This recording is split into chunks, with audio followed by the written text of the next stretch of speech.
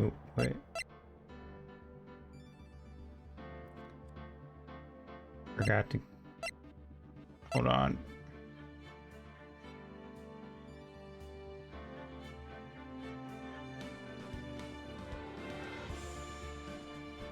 I don't have any chutney, I'm sorry. Please don't hurt me. Play this game.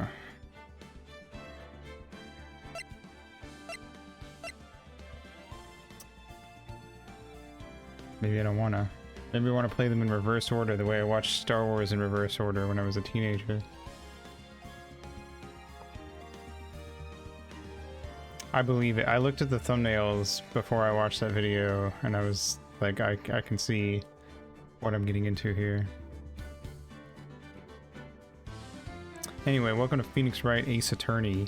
We're an attorney, and we're an ace at it. That's the premise.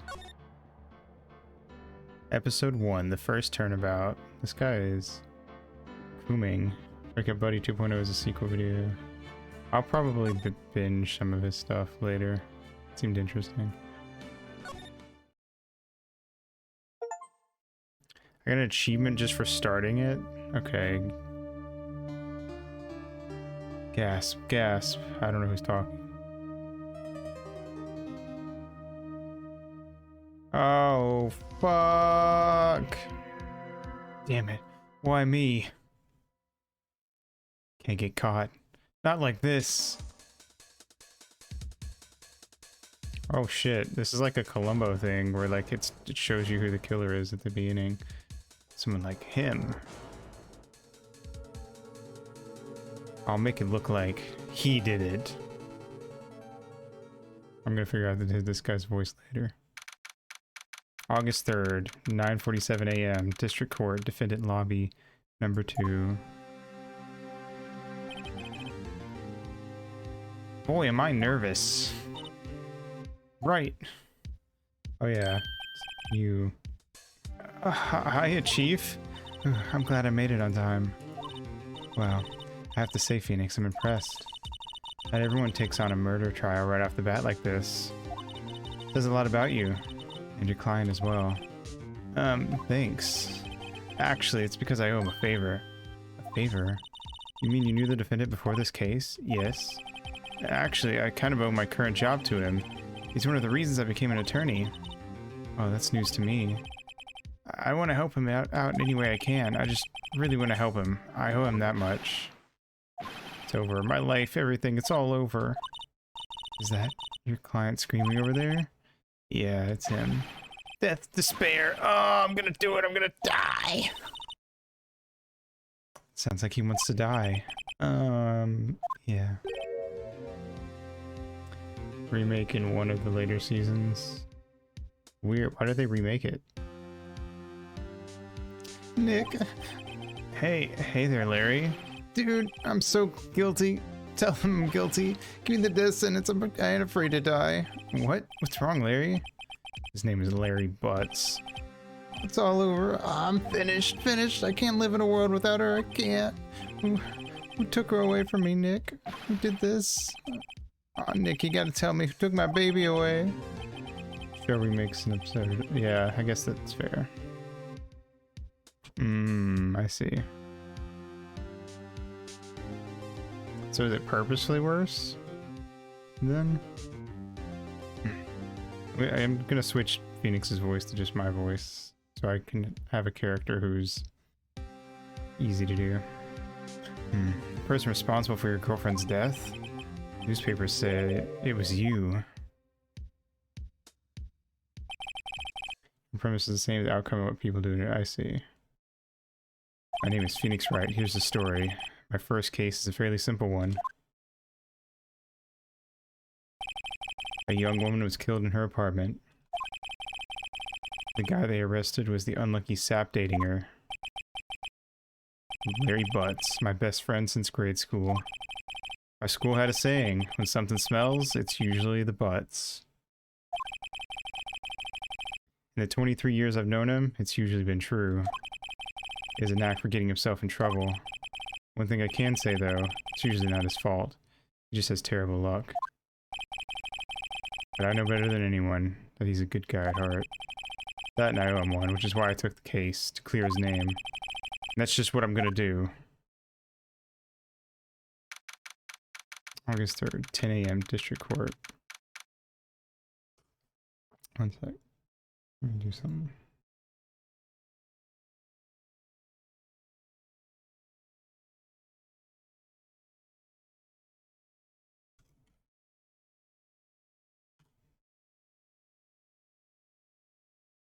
Alright. Oop.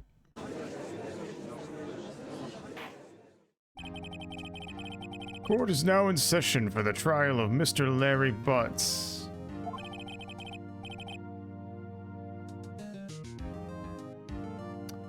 Prosecution is ready, Your Honor.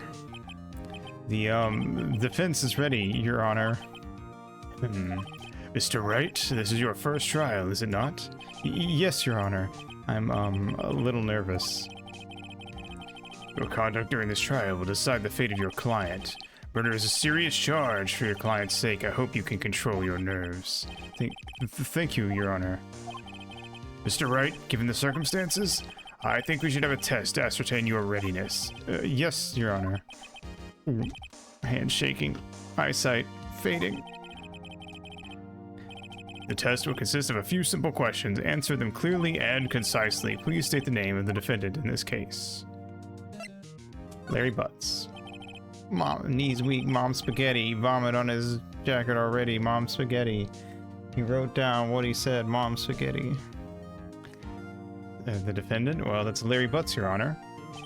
Correct. Just keep your wits about you and you'll do fine. Next question. This is a murder trial. Tell me, what's the victim's name? I know this one. Glad I read the case report cover so many times. Cover to cover so many times. It's... wait, uh-oh. No way, I forgot. I'm drawing a total blank here. Phoenix, are you absolutely sure you're up to this? You don't even know the victim's name? Oh, the victim, of course, I know the victim's name. I just forgot temporarily. I think I feel a migraine coming on. Look, victim's name is listed on the court record. Just press tab to check it at any time, okay? Remember to check it often. Do it for me, please, I'm begging you. Cindy's autopsy report. Time of death, July 31st, 4 p.m. to 5 p.m. Cause of death, loss of blood due to blunt trauma. And we have our attorney's badge. Mr. Wright, who is the victim in this case? Cindy Stone. The victim's name is Cindy Stone. Correct. Now tell me what was the cause of death? She died because she was hit with a blunt object. Hit with a blunt, you know what I'm saying, Judge? Hey. She was struck once by a blunt object. Correct. You answered all my questions. I see no reason why we shouldn't proceed. That's it. I just legally passed the bar. They're sending me my certificate in the mail right now. You seem much more relaxed, Mr. Wright. Good for you. Thank you, Your Honor, because I don't feel relaxed, that's for sure. Well then, first a question for the prosecution, Mr. Payne. Yes, Your Honor. I'm surprised when I tell you it's just that easy in some states. That's upsetting.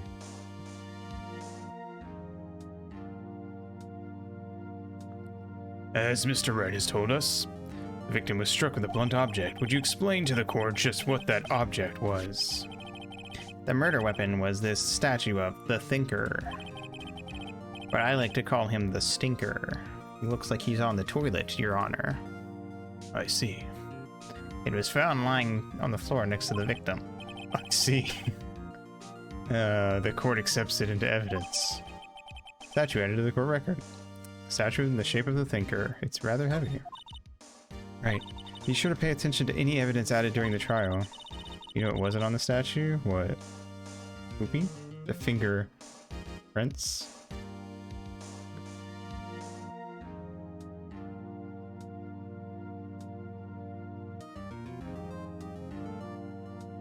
I don't get it.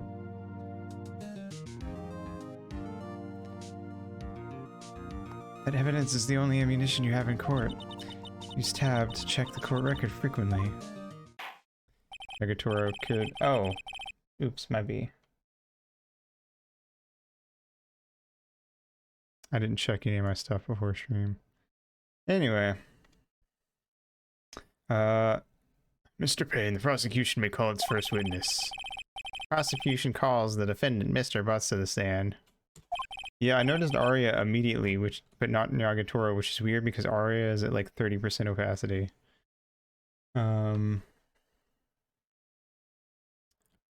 Chief, what do I do now? Pay attention. You don't want to miss any information that might help your client's case.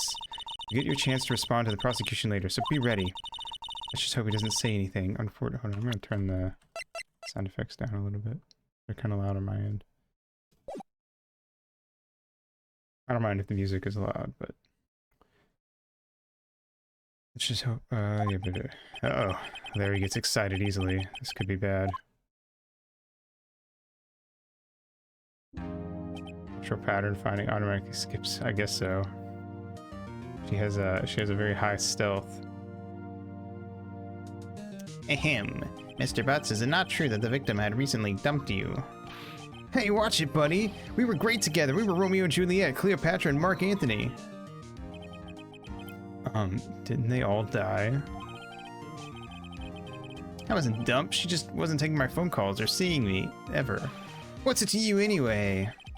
Mr. Butts, what you describe is generally what we mean by dumped. In fact, she had completely abandoned you and was seeing other men. She had just returned from overseas with one of them the day before the murder. What do you mean, one of them? Lies, lies, all of it lies. I won't believe a word of it. This guy, Larry needs some help. Your Honor, the victim's passport. According to this, she was in Paris until the day before she died. The victim apparently arrived home from Paris on July 30th, the day before the murder. Indeed, she appears to have returned the day before the murder. Dude, no way. The victim was a model, but did not have a large income. It appears that she had several sugar daddies. Daddies? Sugar? Yes, older men who gave her money and gifts. She took their money and used it to support her lifestyle. Dude! We can clearly see what kind of woman this Miss Stone was. That's rude. Sucrose suppliers. Tell me, Mr. Butts, what do you think of her now? Right. I don't think you want him to answer that question. Yeah, Larry has a way of running his mouth in all the wrong directions. Should I...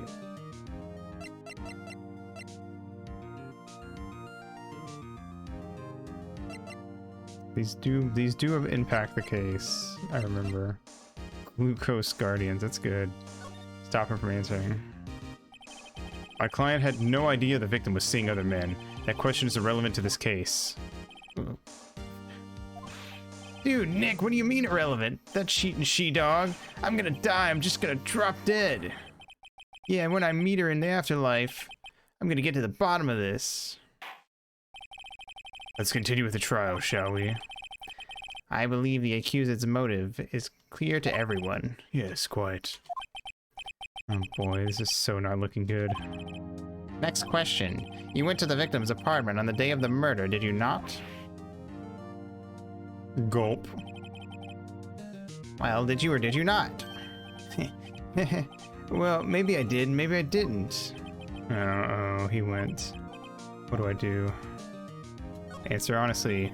We're just gonna look bad if he doesn't. If we don't, I'll send him a signal. Tell the truth. Yeah, I was there. I went.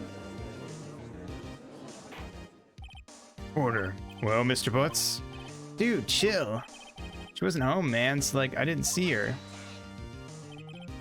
Objection! Your Honor, the defendant is lying. Lying? Prosecution would like to call a witness who can prove Mr. Butts is lying.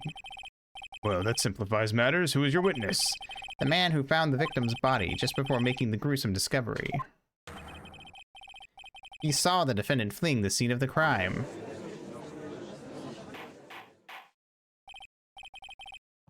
Order in the court. Mr. Payne, the prosecution may call its witness. Yes, Your Honor. This is bad. On the day of the murder, my witness was selling newspapers at the victim's building. Please bring Mr. Frank Sawit to the stand. Hey, it's the guy who killed her. Well, we gotta prove that he did it. Somehow. Mr. Sawit, you sell newspaper subscriptions, is this correct? I've heard that, like, oh my god, he is the Happy Mask salesman. How did I never notice that? I've heard that these types of like door-to-door salesmen are like really aggressive in Japan, and they're like really annoying. Like everything needs to be screamed game. You're right. I mean, that is like one of the most well-known things is that he shouts objection in all capitals. Oh, which boy? Oh, yes, newspapers, yes. Mr. Sawit, you may proceed with your testimony. Please tell the court what you saw on the day of the murder. It's true. Witness's account. Alright, here we go. These are... I was going door to door selling subscriptions when I saw a man fleeing an apartment. I thought he must be in a hurry because he left the door half open behind him. Thinking it strange, I looked inside the apartment. Then I saw her lying there, a woman, not moving, dead. I quailed in fright and found myself unable to go inside. I thought to call the police immediately, however the phone in her apartment wasn't working. I went to a nearby park and found a public phone. I remember the time exactly, it was 1 p.m. The man who ran was, without a doubt, the defendant sitting right over there.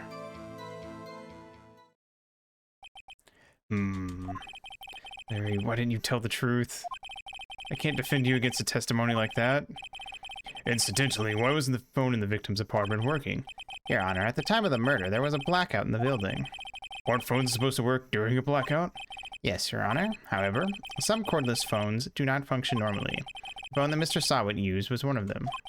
Your Honor, I have a record of the blackout for your perusal. Electricity to Mrs. Stone's building was out from noon to 6 p.m. on the day of the crime. Okay, well, the court record said she died from 4 to 5, so that does match up. Now, Mr. Wright? Yes, yes, Your Honor. You may begin your cross-examination. Cross-examination, Your Honor? Alright, Wright, this is it. The real deal. What exactly am I supposed to do? Why, you exposed the lies in the testimony the witness just gave. Lies? What? He was lying? Cross. Chop? Your client is innocent, right? Then that witness must have lied in his testimony. Or is your client really guilty? How do I prove he's not? You hold the key. It's in the evidence. Compare the witness's testimony to the evidence at hand. Base power 80, increased chance to crit. Is it as good at critting as Slash? There's bound to be a contradiction in there. First, find contradictions between the court record and the witness's testimony. Then, once you've found the contradicting evidence, present it and rub it in the witness's face. Okay. Open the court record tab, then point out contradictions in the testimony. Oh, is it? Okay. I thought maybe different moves had different... Yeah. Different amounts. Alright. So you can press them on different things as well. Because sometimes you have to press them. Is that what lock-on does? I didn't remember what lock-on did. Isn't a man leaving an apartment a common sight? I find it odd you would take notice of him. Oh, I don't know. He just seemed strange to me, that's all. Like he was mad and yet frightened at the same time. Just like a criminal fleeing the scene of a crime. Oh, okay. I think it is the guaranteed hit.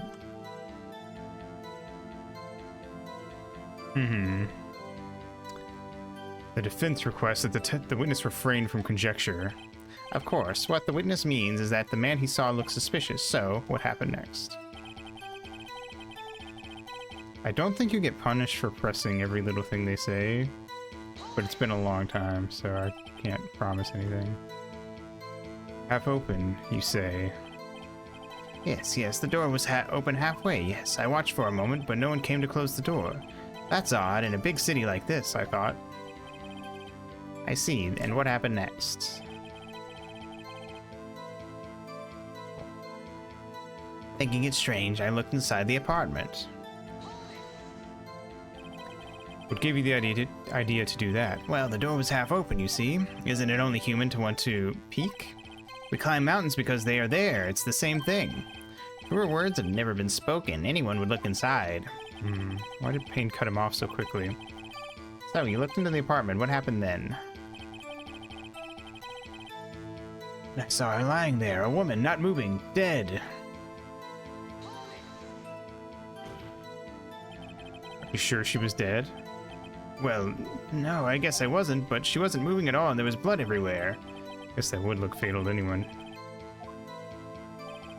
Well, and frightened, found myself unable to go inside. Call the police immediately. See, this doesn't match up. Because he says he couldn't go inside, but then he went inside to use her phone. So I feel like this is going to be... So you didn't touch anything in the apartment? Yeah, I mean, no, nothing.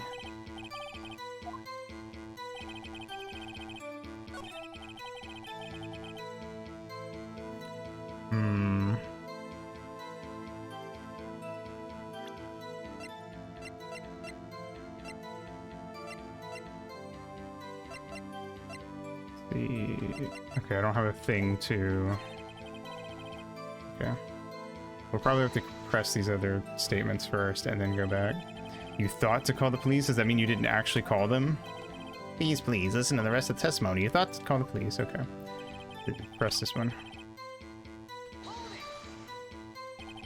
Phone in her apartment wasn't working. Yes, I mean, no, it wasn't. Right.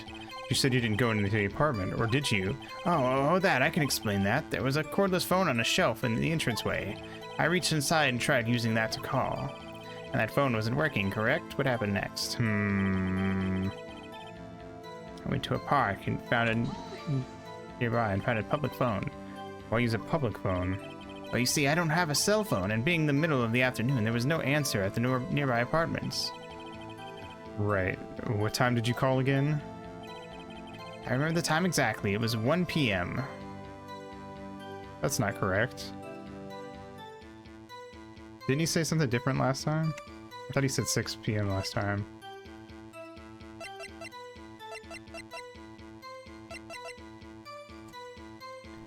Present. Just ask a neighbor. You found the body at 1 p.m., you're sure? Yes, it was 1 p.m. for certain. Frankly, I find that hard to believe. Your statement directly contradicts the autopsy report. The autopsy notes the time of death at sometime after 4 p.m. There was nobody to, no body to find at 1 p.m. How do you explain this 3-hour gap? Oh, with that. This is trivial. The witness merely forgot the time. After his testimony, I find that hard to believe. Mr. Sawit, why were you so certain that you found the body at 1 p.m.? Gee, that's a really good question. Great job, Wright. Way to put him on the spot. That's all you have to do. Point out contradictions. Lies always beget more lies. See through one, and their whole story falls apart. Wait, I remember now. Would you care to give your testimony again? I mentioned I have played this first one before, but I will also say it's been so long that I only vaguely remember the main plot points, and so I'm still gonna probably fuck up a lot of the later, more difficult cases. In fact, I wouldn't be surprised if there's a couple twists that get me, even though I've played the game before. I really can't remember much of it. I'm a discovery. You see, when I found the body, I heard the time. There was a voice saying the time. It was probably coming from the television. Oh, but it was 3 hours off, wasn't it? I guess the victim must have been watching a video of a taped program. That's why I thought it was 1 p.m. Terribly sorry about the misunderstanding. Seems a little convenient for me. Do we have any proof that there was a taped recording? I see. You heard a voice saying the time on a taped program. Mr. Wright, you may cross-examine the witness. Right. You know what to do. I've got this one. Time of discovery. When I found the body, I heard the time. There was a voice saying the time. It was probably coming from the television. Probably. Are you sure it was a television and not a radio? Well, no, I guess it might have been a radio. Incidentally, there was no radio on the premises. There was only one large television. Right. I can't put my finger on it, but something about this seems fishy. Something about hearing the television. The witnesses testified he heard the time.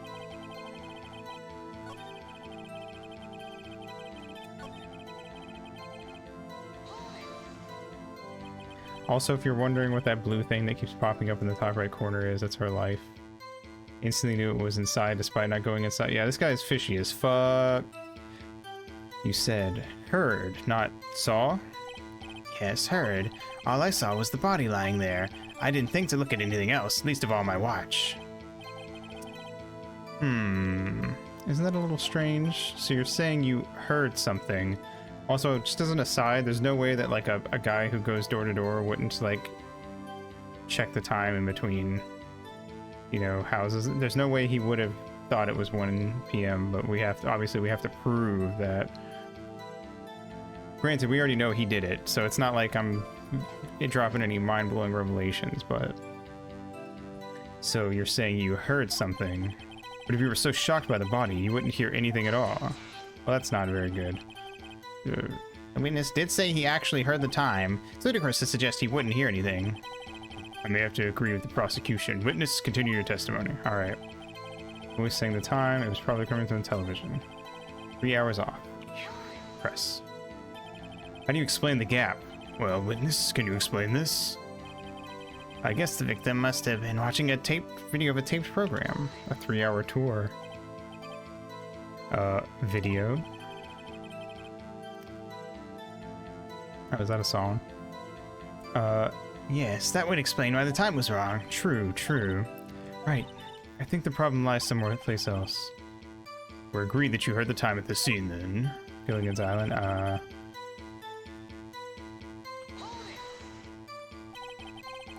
Are you sure the voice you heard said it was 1 p.m.? Yes, I can practically hear it now. It was quite clear. Mr. Payne, has the prosecution verified this testimony? My apologies, Your Honor. I, too, have only just learned that the witness heard the time. Oh, I'm really sorry. I only just remembered it just now. Terribly sorry about the misunderstanding.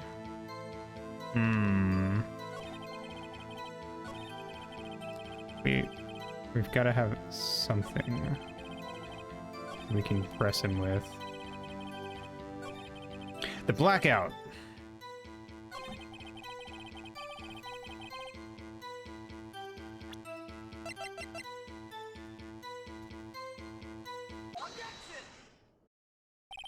Hold it right there. Prosecution has said there was a blackout at the time of the discovery. And this record proves it.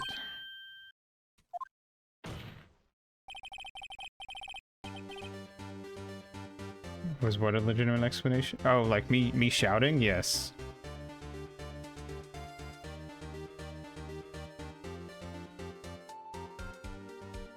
Hey VTuber Talk. How you doing? Welcome, welcome.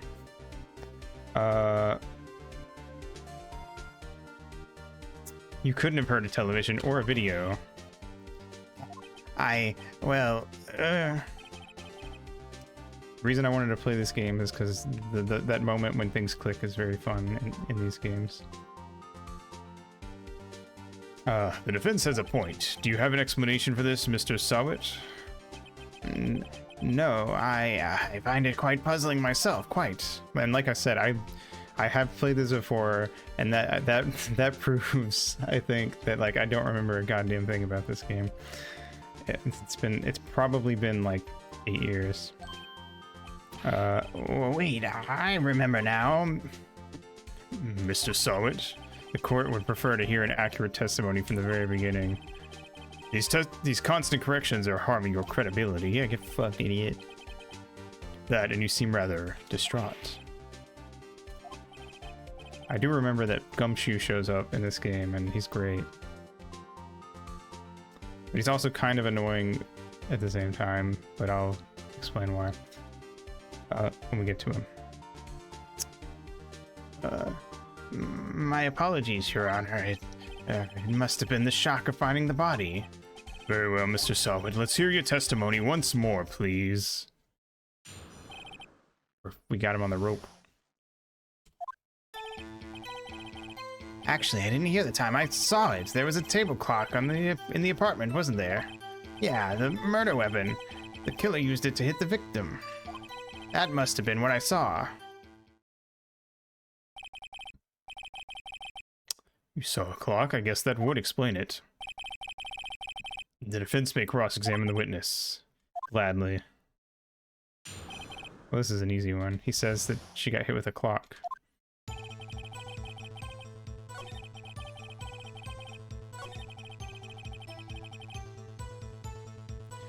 Let me press this first, just to be safe. This talking fish thing. Oh my god, like the big bass things you put on the wall. Table clock. Was there a clock at the scene? This is the first I've heard of it. Let's press it first, and it will present the murder weapon. Yes, the table clock that was used as a weapon. That's what I just said. Did you doze off in the middle of my testimony or something? Alright, cool. I just wanted to, sometimes you do have to press a line, I think, before you can actually present the proper thing to it.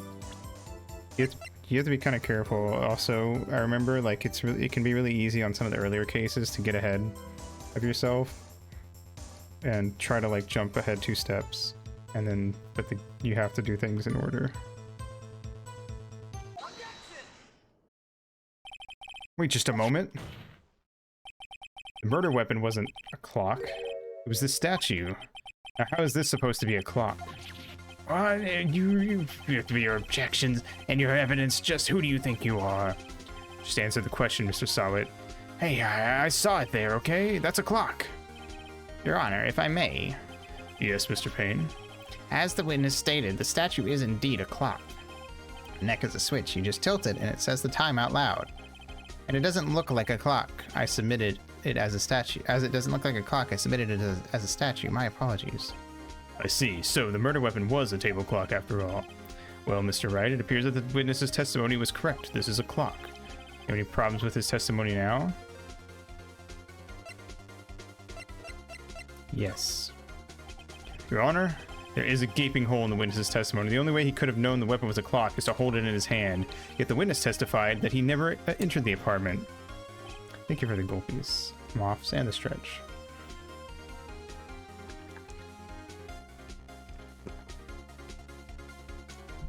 Sorry.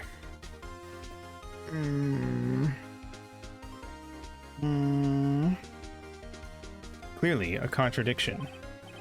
Indeed. The witness knew it was a clock because he went into the apartment. You're lying. You were inside the apartment on the day of the murder. Oh yeah, prove it. Prove I went in there. I'll do better than that. I can prove you were the one who killed her. You struck her with the clock, and the shock of the blow triggered the clock's voice. That was the sound you heard. Order in the court. Intriguing. Please continue, Mr. Wright. Yes, Your Honor.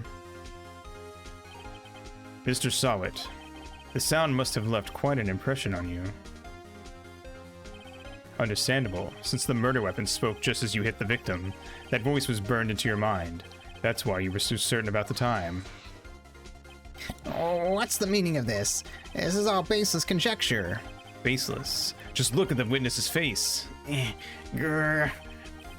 The witness care to elaborate? Did you strike the victim with the clock? That day, I never, look, I hit the clock, I heard, no, I mean, I saw, ow. Rude. Also gross, it's probably covered in his, like, hair, sweat. Shut up, I hate you. It was him, I tell you. Scored. I saw him. He killed her, and he should burn. Give him death.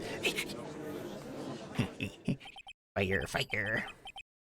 Order in the court, I say. Your Honor, a moment, please. There isn't a shred of evidence supporting the defense's claims. Mr. Wright, Your Honor, you claim the sound of the witness heard came from the clock. Do Do you have any evidence? Whole case is writing on this. I'd better think it through carefully. Your Honor? The sound Mr. Sawit heard was definitely this clock. A fact which is clear if you simply...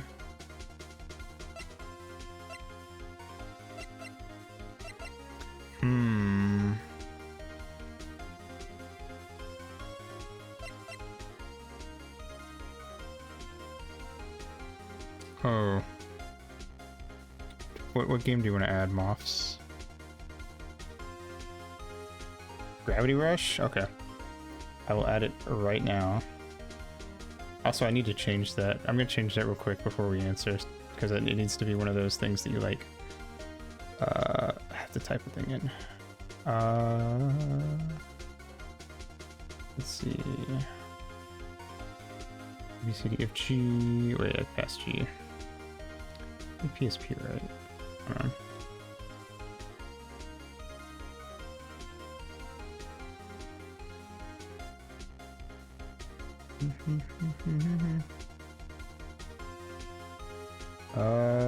PS Vita.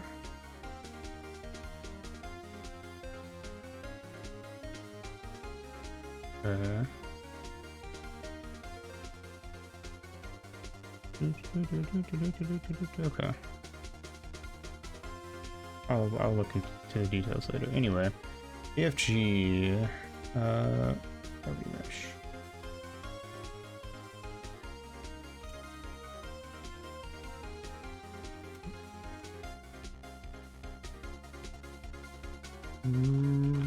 Alright.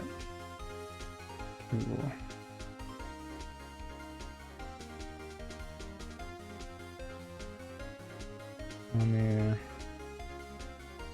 We'll change how that thing looks.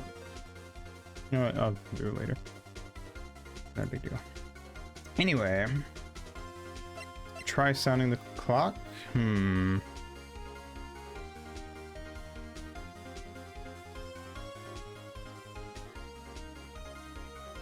the clock's batteries.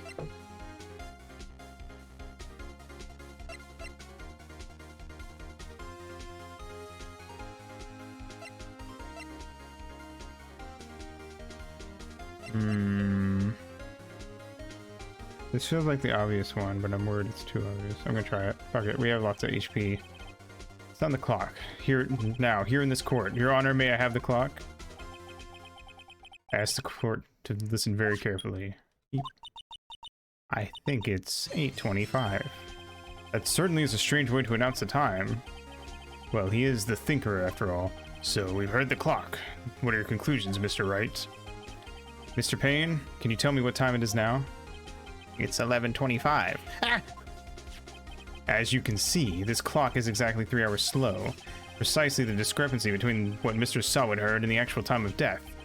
So, Mr. Sawit, try to talk your way out of this one. Ha ha! You forgot one thing. Uh-oh. What's he talking about now? While it may seem like the clock is running 3 hours slow, it proves nothing. How do you know it was running 3 hours slow on the day of the murder? If you can't prove that, you don't have a case. It's not running 3 hours slow. It's running 15 hours slow.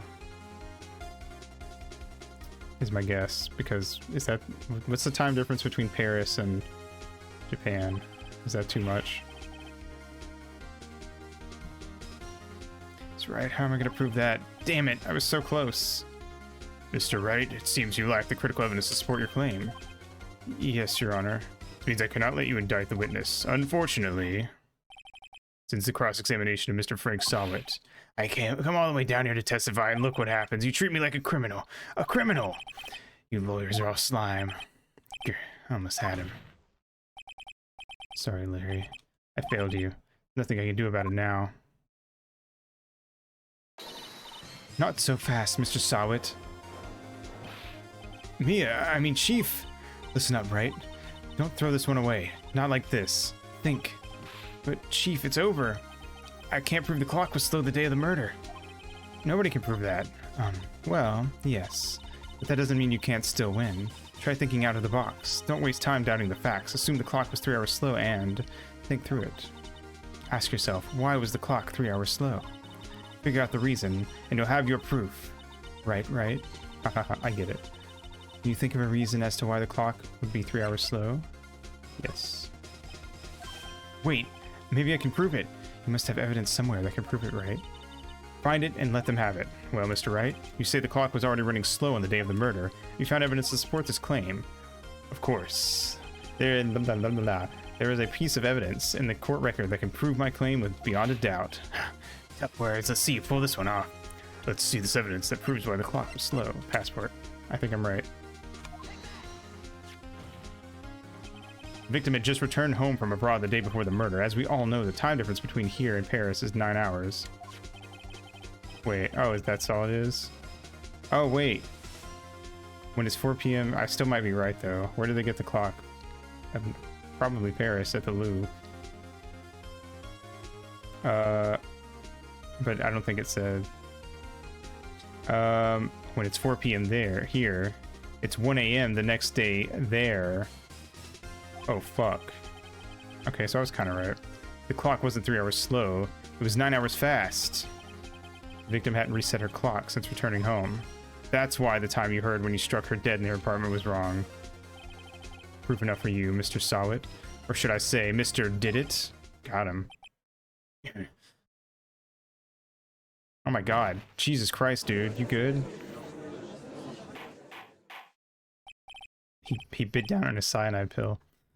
Order, order, I say.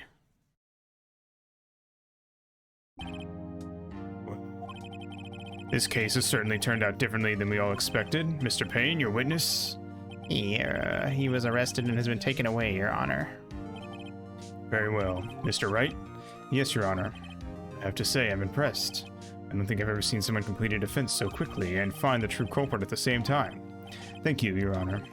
At this point, this is only a formality, but this court finds the defendant, Mr. Larry Butts, not guilty.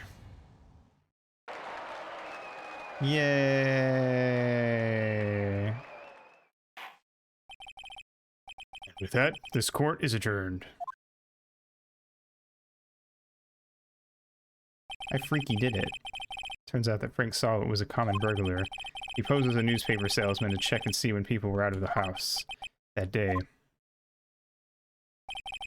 But there he went to her apartment. The victim wasn't home. After he left, Mr. Sawit let himself in to do his dirty work. While he was searching her place, the victim returned. Yeah, I know. It's only downhill from here. Flustered, Mr. Sawit grabbed the nearest blunt object he could find, but we haven't met Edgeworth yet, so the game hasn't truly begun. August 3rd, 2:32 p.m. District Court, Defendant Lobby number 2. Ooh, I still can't believe we won. It's also a pretty crazy plot for a fucking Game Boy Advance game, I have to say.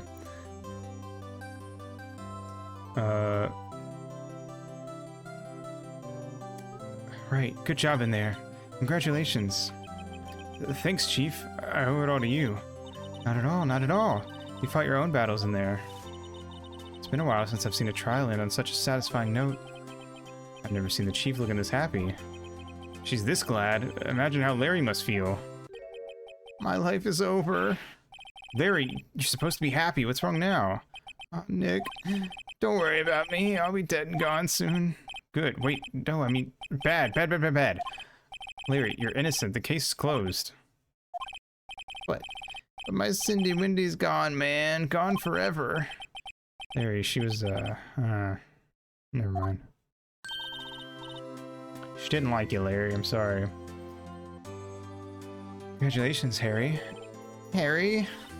Yes, you. I can practically see the headlines now. Harry Butts, innocent. Thanks. I really owe you one. I won't forget this, ever. Let's celebrate. Dinner, movie, my treat. Is the game display shaking? Oh, it is. Wait, what the fuck? It's not shaking for me. Wait. What the fuck? Why is it doing that? It stops when I click out of the game. Maybe let me fuck around with it. Let me see if it still does it. If I switch to window, maybe? Can I... Oh, I can't do that in this. Hold on. Hang on, let me save and go to main menu. J. Yes.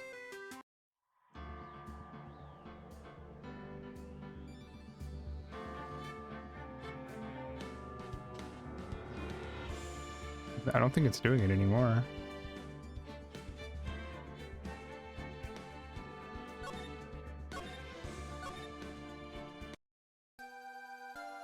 What the fuck? Why is it doing it specifically here?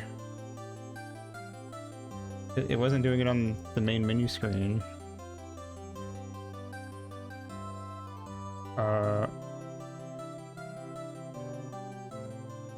Let me get through this cutscene and see if it keeps doing it after the... Because... Did anyone notice it? Did you notice it in, like, before? Like, was it doing it the whole time? Or... The Game Boy Rumble Pack kicking in, so true.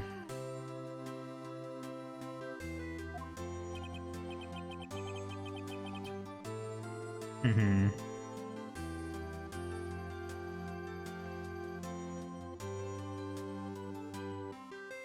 I was the one who got you off the hook. Alright, I'm gonna get through this cutscene and see if it's still doing it.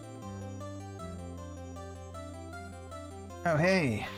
Here, take this, it's a present! Present? For me? Wait, wasn't this the evidence that...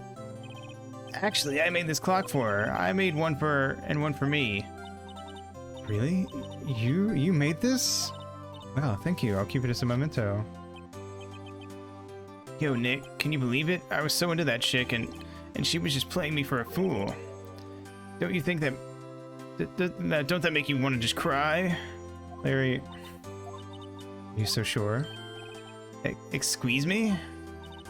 I think she thought quite a lot of you in her own way. Let me... I turn off screen shake. Vibration. No, it's still doing it.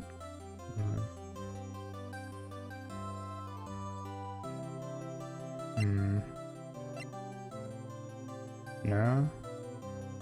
Let me turn both of these off and then go back. Hold on. Nope, that didn't do anything. Okay, well I thought maybe that was a good idea, but...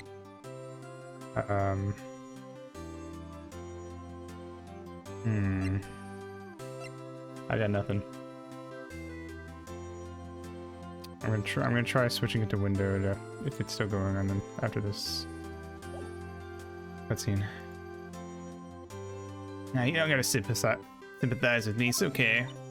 Oh, I'm not sympathizing, really. Isn't that right? Right. Would you have something to show your friend? Something that proves how she felt about him? Uh-huh. Oh, yeah, right. What is she talking about? This. Obviously. She had it with her, and she took it to Paris. Check this out, Larry. Proof positive you weren't just some chump to her. Huh? What about that clock? This is the clock you made for her, Larry. She took it with her when she traveled. Whatever, she probably just needed a clock, that's all. I think so. It's a pretty heavy clock to take traveling. Well, make of it what you will. That was the only lady that ever cared for Larry. Rip in peace. Hey, Nick. I'm glad I asked you to be my lawyer. Really, I am. Thanks. Hope that made him feel a little better. I'm gonna go ahead and make this big so I can see it clearly when we swap cutscenes. Alright. Right? I hope you see the importance of evidence now. Also, hopefully you realize things change depending on how you look at them. People too. We never really know if our clients are guilty or innocent. All we can do is believe in them. And in order to believe in them, you have to believe in yourself. Right? Listen, learn, grow strong. Never let go of what you believe in. Never. Well, I think our work here is done. Shall we be off? Yeah, I guess so. Say, how about dinner on me? We'll drink a toast to innocent butts. Yeah! Oh, speaking of Harry, you were saying part of why you became a lawyer was because of him.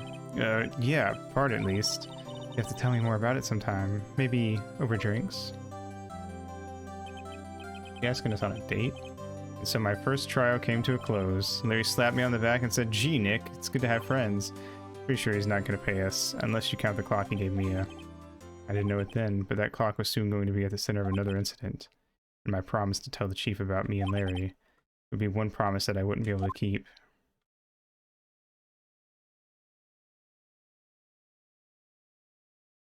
The end. Okay, but it is doing it on this screen.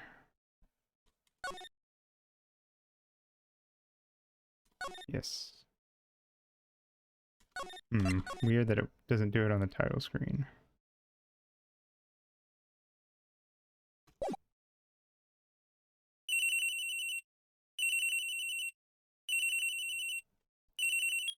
Keep. I can't. Okay, it's still doing it. I'm gonna try putting it to window, but I can't change it right now. Hello?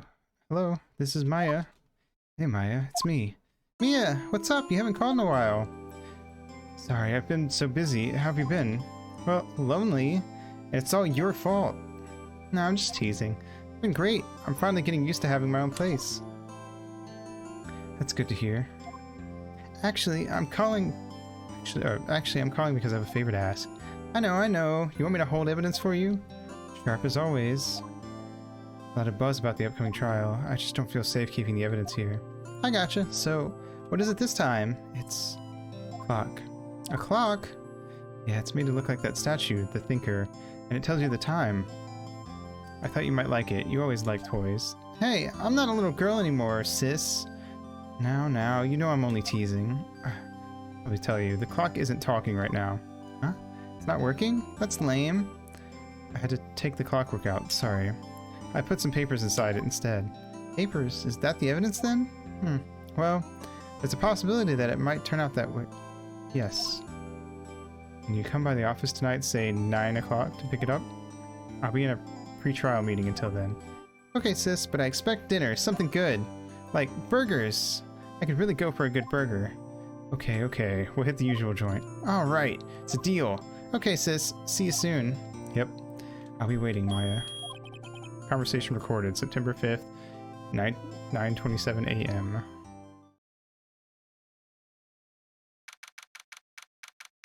September 5th, 8:57 p.m. Faye & Co. Law Offices. Birthday. Yeah. Now, Miss Faye, I'll take what's mine, the papers. I'm sorry, but I can't give you what I don't have. Miss Faye, you are a poor liar. Hey Q, how you doing? Why, I see it right over there. That must be the Thinker that swallowed those papers. How could you know? Ho, you are not cogniferous of my background. Gathering information is my business, you see. I should have been more careful. Ho. My dear Miss Faye, I am so very sorry, but I'm afraid I must ask you for one more thing. Your eternal silence. Farewell, Miss Faye.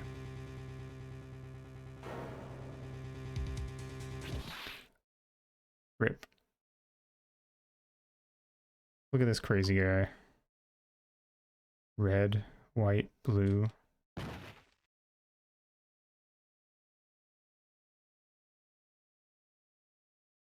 Hope you weren't attached to her.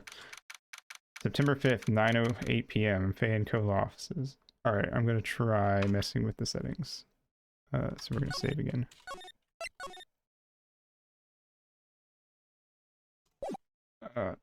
Title screen, yes.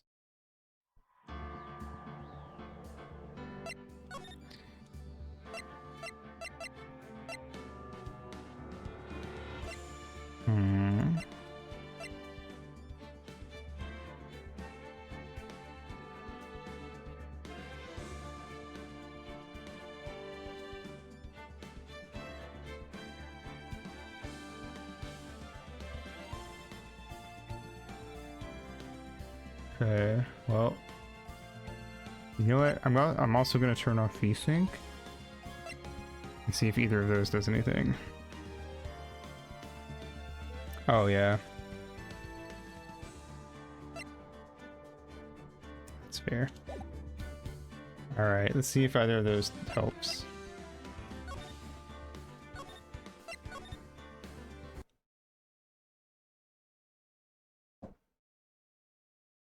Doesn't look like it's vibrating.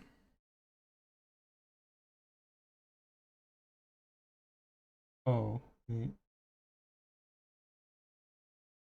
It still is, but it's doing it less. It's more subtle now. Let me see how it looks with stuff on screen. Oh, it's still doing it.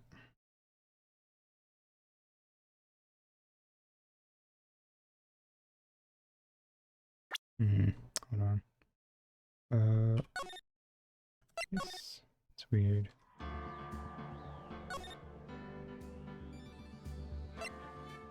Let me Google this. It's a very weird thing to have happen.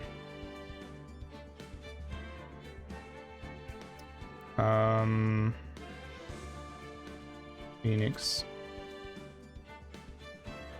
Right. Ace. Attorney. Steam. Queen. Okay.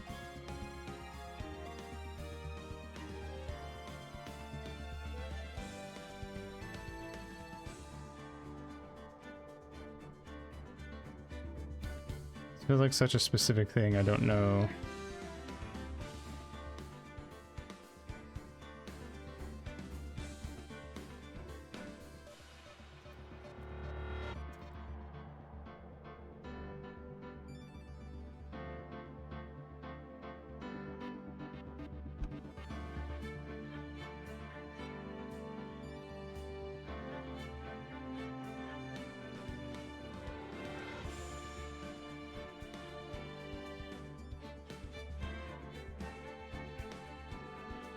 Apparently people are having screen flickering issues, which is similar.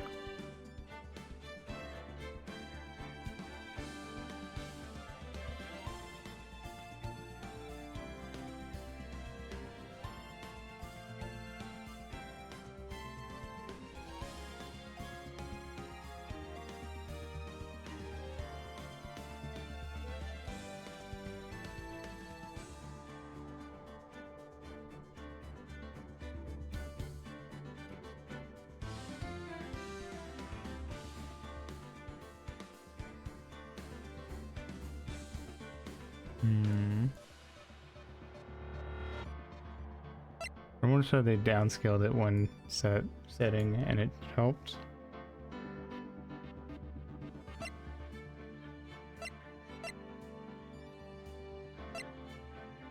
Desync back on.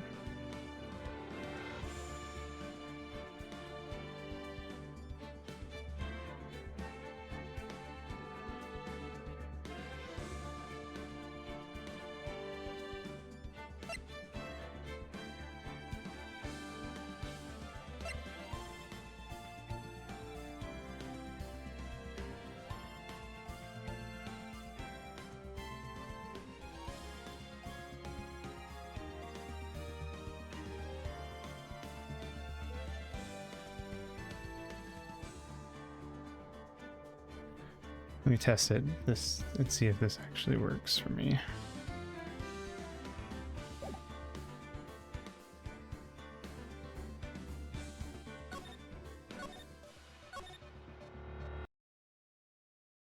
Nope. And in that case, let me try. I might just do like a display capture instead. Or let me try window capture.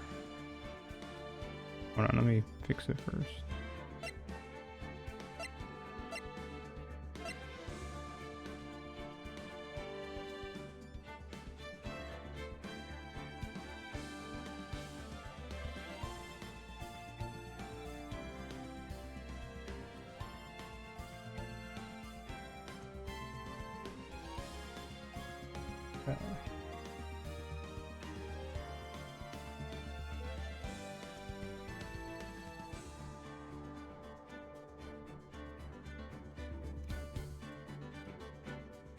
Hey, that's not what I told you to go to.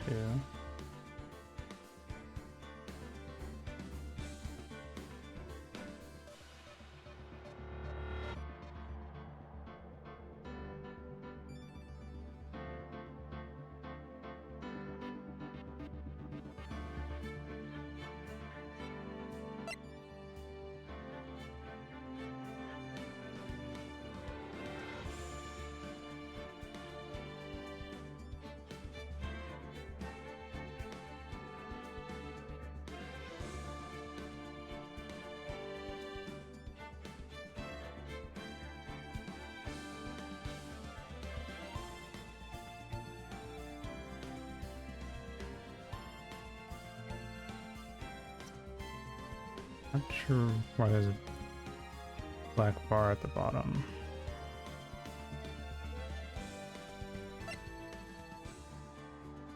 Oh, there we go. Okay. Now let's go into the game and test it. Back. If not, then I'm just gonna do a display capture and that should fix it, I assume.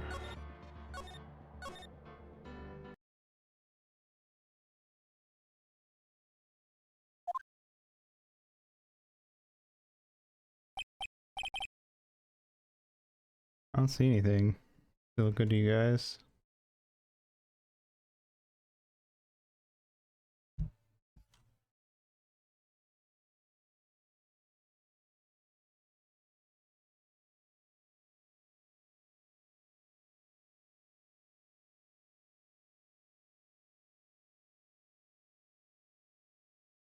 Yeah, I think it's fixed. Okay, I guess I just have to do window capture for this game.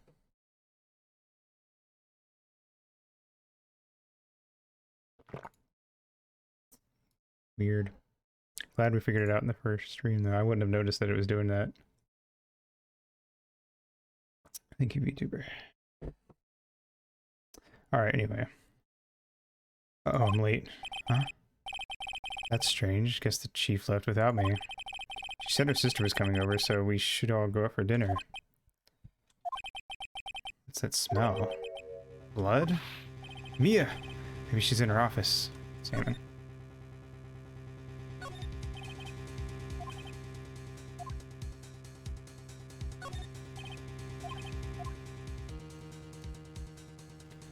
Back. Oof. Office, okay. Smell. Blood. What's this? Someone's there. Oh, fuck. Chief? Chief? Chief!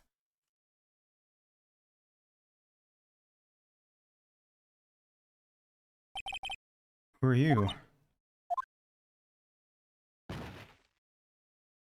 And then she passed out. Strange girl dropped out cold. I left her lying on the office sofa. Went back to the chief where she lay under the window. Body was still warm. I could feel it when I held her shoulder. Then, all too quickly, it began to fade. Till finally she was cold.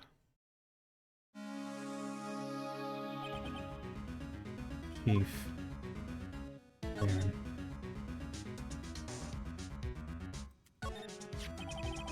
Crusted with dried blood. How ironic that this became the murder weapon again. Shards of glass are scattered on the floor. Seem to be the remains of a glass light stand. A large building right across from the office. The Gatewater Hotel. A nice, luxurious place. Chief. Hard seeing her like this, but if there are any clues here, struck on the head with a blunt object, she probably died instantly. The thinker lying next to her must have been the murder weapon. The thinker added to the court record. There's some glass shards near the chief's body. Must be pieces of the glass light stand lying broken in the back of the room. Broken remains of a glass light stand, broken beyond all recognition. Nothing else that seems like a clue here. Piece of paper. It must have fallen from Mia's hand. What could it be? A word is written in blood on this scrap of paper. Maya? Did Mia write this? A piece of paper is a receipt from a department store dated yesterday. A department store receipt with letters written in blood on the back. I think that's enough snooping around for now. I'd better call the police. Find out what that girl was doing here. She did it, she killed her, put her away, kill her.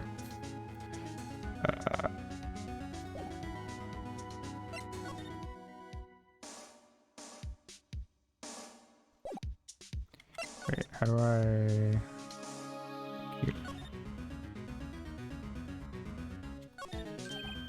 Right, I'd better call the police. Funny, a few of the screws in the receiver are missing. Looks like someone was halfway through taking it apart. Police? Please come quick! What was that? Someone screaming from outside the window? Oh. This lady. She's staring right at me. She's holding a phone in her hand.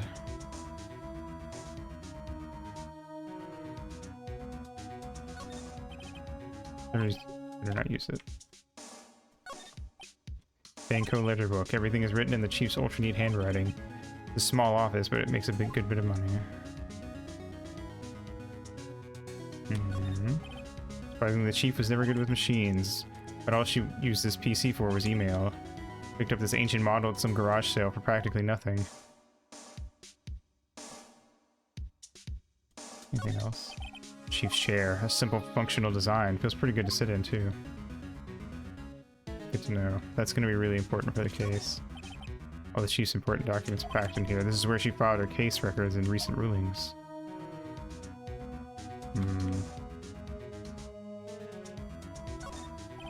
Perfectly normal office desk. The chief had a very particular policy about office decor. It's been big on stuff the clients use, but keep your own stuff simple. Fair enough.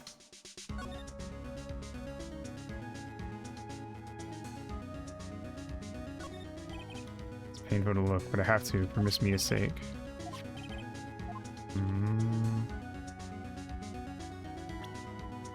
Wrong button. Alright, let's move back. That girl just now. Where'd she go? I put her right there on the sofa. Uh-oh, I hope she didn't run on me.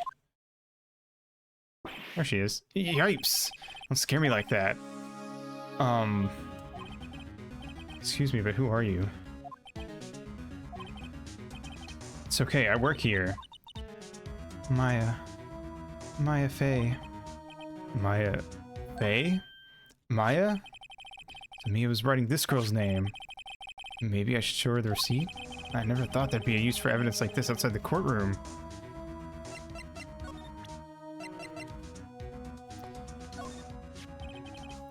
Before Mia died, she wrote a message with her own blood. She wrote it on the back of this receipt.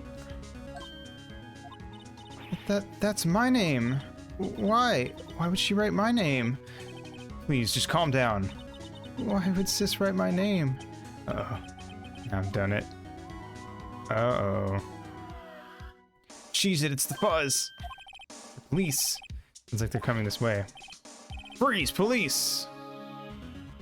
Oh, I forgot Gumshoe came in this way. Alright, I'm Detective Dick Gumshoe, see? Gumshoe, what an odd name. Received a report from the building across the way, see? Got a person saying they saw a murder. Must have been that woman I saw. Sounds fake. Anyway, I don't want either of you moving 1 inch, K? Like a Pokemon of some sort. Kinda does, actually. Great, just great. Maya. Wait, she wouldn't have... Nah. Whoa! Excuse me? Eek. Does word Maya here mean anything to you? That's my name. What? Victim drew this here note in her own blood, see? Her dying breath. She wrote down the killer's name. Killer? I'm not... Case closed. You're coming down to the precinct, ma'am. What? Alright. So here's why Gumshoe's annoying. Even though I like him. Because he really... I remember him really jumping the gun on case stuff. And just being a big complication.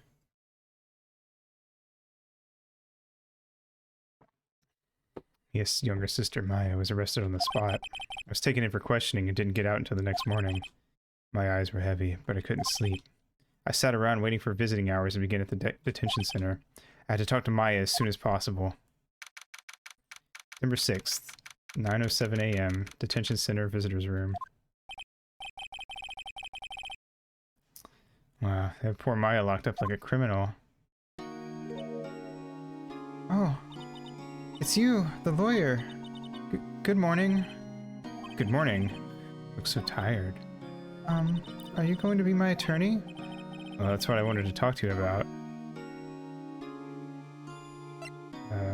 It's up to you. Better give it to her straight. It's up to you. Up to me? Yes. I don't think this is something I should decide. After all, you're the one in trouble here.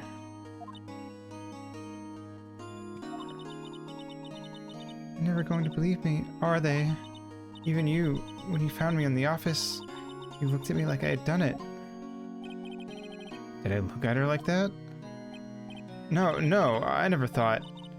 It's okay, I understand. And I've also heard about you. Heard? Heard what about me? I was talking to my sister on the phone the other day. Today was my junior partner's first time in court. Wow, really? How'd that go? It was quite the scene, honestly. I was on edge the whole time. It's been a while. Huh. So he crashed and burned? He's a genius. One of those strike fear into the hearts of evil types. The only thing he's lacking is experience. Huh? Sounds like it was fun. Well, I know who to go to if I ever get in trouble now. I don't know, Maya. I think you might want to wait. Give him 3 more years. That is, unless you want to be found guilty. Too bad we don't have 3 years. We probably don't even have 3 days. That's what she said. I'm sorry. I didn't mean to insult you. Wait until he releases on the DS, yeah. No, it's okay. It's true, I guess. But at the same time, I can't just sit back and watch. When I think of the person who did this to Mia... I know.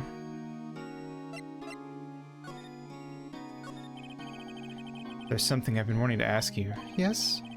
What's with that outfit? Oh, this is what all acolytes wear. It's my uniform, you could say. Acolytes? Like people in religious training? What is it you do? Oh, it's nothing strange, really. I'm a spirit medium in training. A spirit medium? Pretty sure that qualifies as strange.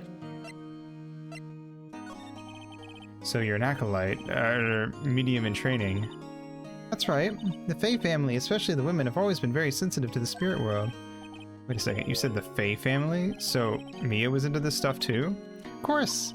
She left the mountain to follow her career, she said. Her powers were first class too. I had no idea. Wait, what? What? So you're a real honest-to-goodness spirit medium with ESP and all that? Yes, in training. Well, can't you contact Mia's spirit then? We could just ask her who killed her. I'm sorry. I'm still in training.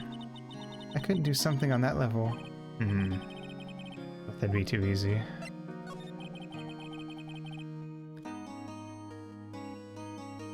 It's interesting to me that Phoenix was just straight up like, oh, we'll just ask her ghost who killed her and that'll solve the case.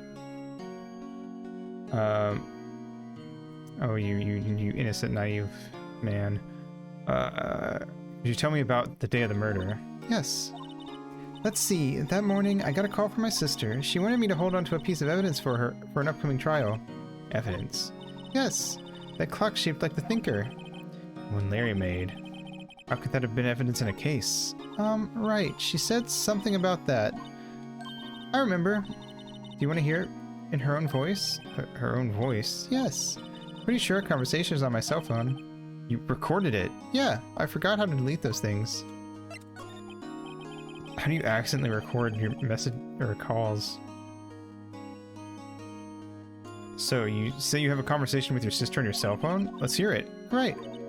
Oh, just remember that detective took my cell phone. Sorry. Oh, right. Oh, is it? Interesting. Of course. Next time I see Detective Gumshoe, I'll ask him for it. I did not know there was just like straight up an input for that. I'll write you a note so you don't forget, okay? Sure, thanks. Conversation I had with my sister was recorded on my cell phone. Something the matter? I was wondering, could I ask you a favor? This is the address of a famous lawyer. My sister gave me this a long time ago. She said if I was ever in trouble, I should call him. And, well, I'm in trouble. You think you could go ask him to represent me? Sure, why not? I'll go ask. Thank you so much.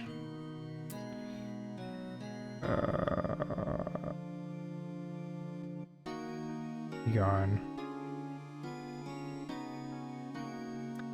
Surprised I didn't get caught by like Saribot or something. But oh well.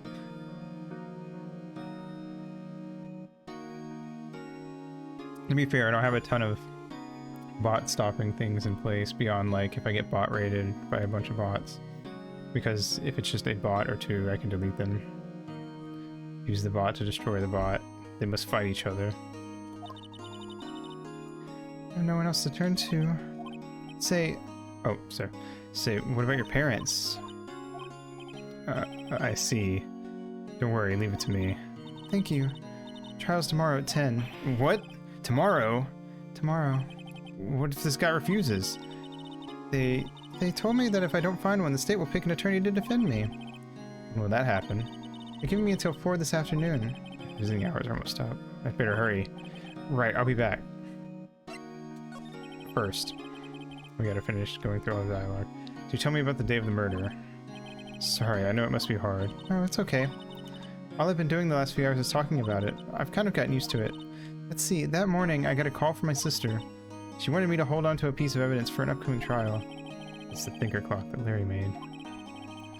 Practically qualifies as a serial murderer by now. So then, when did you arrive at the office? It was right around 9. The lights were off and I could smell blood. I don't know that I could recognize the smell of blood. So it's interesting that both of them could. I don't know, is it more obvious than I think it is? Has anyone here ever been around a large quantity of blood? I guess that's fair. Maybe I would. I don't know. I guess, to be fair, if I've ever like bitten my tongue or lip or something and bled in my mouth, I've immediately known that I was bleeding. So I don't know. It made more sense for me with Phoenix because he's a lawyer, but Maya also noticing it was just weird. Then I found her, my sister. Thanks, Maya. That's all I need to hear for now.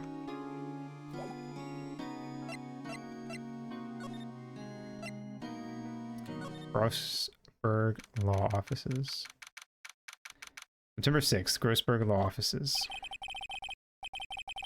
She's guilty. Send her to the principal's office and have her expelled. According to the receptionist, the big boss is out. She couldn't say when he'd be back. Must be hard to keep track of everything when you're a famous lawyer. Not to mention run an office like this. Guess I'll just have to come back later. Let's examine. Painting has been bugging me ever since I've stepped in here. The wheel paint is so thick it's practically giving me a stuffed nose. The price is nothing to sneeze at either, for that matter. Expensive potted plant. No idea what kind of plant it is, but it's probably the most expensive one available. Table for clients. An elegant ebony case. And if I'm not mistaken, that lantern is made of solid gold. Even I can tell someone here has got money to burn. Solid mahogany at desk. It's an oddish. Oh, it is. Right. The wood's been polished to a deep luster. They killed an oddish and stuffed it in there. Rip. Expensive looking mahogany bookshelves filled with expensive looking books. Funny, they don't look like they've ever been read. They probably haven't. They're just there to make him look smart. That's it? What for? September 6th, Bay & Co. Law Offices. The office is filled with police officers. They're all busily searching for clues. Hey, you there! It's a crime scene, pal. No trespassing. Sorry, don't I know you from somewhere? Wait, you're that Butts guy, aren't you? No, I'm Phoenix Wright. How could anyone mistake me for Larry? I guess I got the wrong name, Mr. Wright. Sorry about that. That Butts guy, he was a killer, and you're no killer, right? He was proven innocent. Right, and you were... Gumshoe, wasn't it? Dick Gumshoe?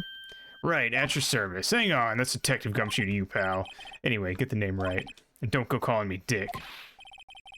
Hey, Dick, get over here. Yes, sir. Be right there. You're her lawyer, right, pal? If you got business here, you better do it quick. Thinks I'm Maya's lawyer.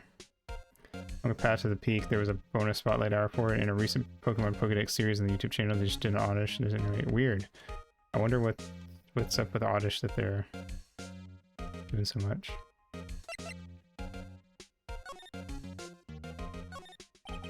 Mia's favorite potted plant. I remember it had this bizarre name no one could ever remember. Cordyline Stricta, pal. Who was that?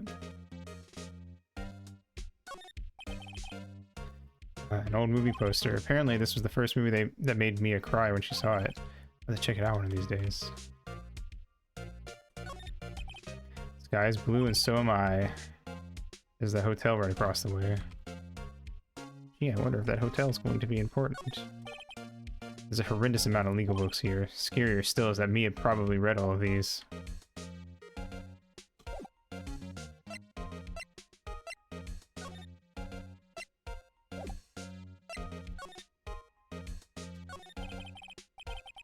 About Miss Faye. Did you do an autopsy? You want to know the results, eh? Don't you look at me like that, pal. It's no use. She might have been your boss, but that doesn't mean you get any special treatment. Alright, you can see the report, but that's all.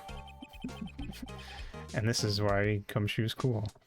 Mia's autopsy report. Time of death, September 5th at 9 p.m. Cause, single blunt force trauma. Death was instantaneous. Well, that's...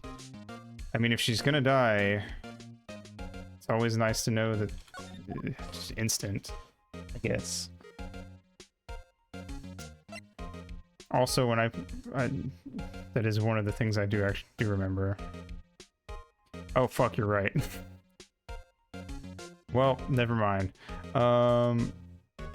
Anyway. Wait. That's actually a good point. That might be case relevant later. It doesn't seem like a detail that these games would miss. I think he might have just accidentally jumped the gun. Anyway. Yeah.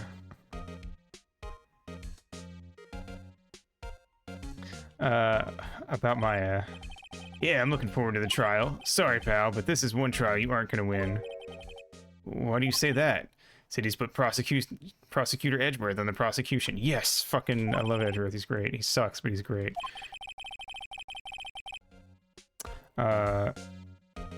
Sure you know what that means, you being a lawyer and all. Prosecutor Edgeworth. That's right, pal. Mr. Miles Edgeworth himself. Wait, you do know him, don't you? Of course I do. I know him. He's a feared prosecutor. He doesn't feel pain. He doesn't feel remorse. He won't stop until he gets his guilty verdict. Don't talk about him that way. You make him barely sound human. Still, I'm afraid this pretty much decides the case. So Edgeworth is on this one. He hasn't lost a case since he became prosecutor at the incredibly young age of 20. Of course, there are rumors of back alley deals and forged evidence. All I know for sure is that Edgeworth hates crime with an almost abnormal passion. Never imagined I'd be facing him so soon.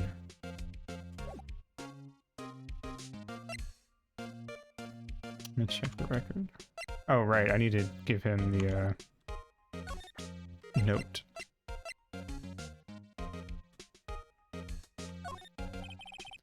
I was wondering, did you see my Faye's cell phone? Oh, I have that. Think you can give it back? Sure, I mean, wait a second, pal. Tricky lawyer. Oh, he's on to me. Let's just give it to him straight and see if he'll give it to us. Tell him why I want it. There's no way he'll give it to me. Something the matter? Oh, no, it's just, you know, detective. Nope, I know nothing, pal.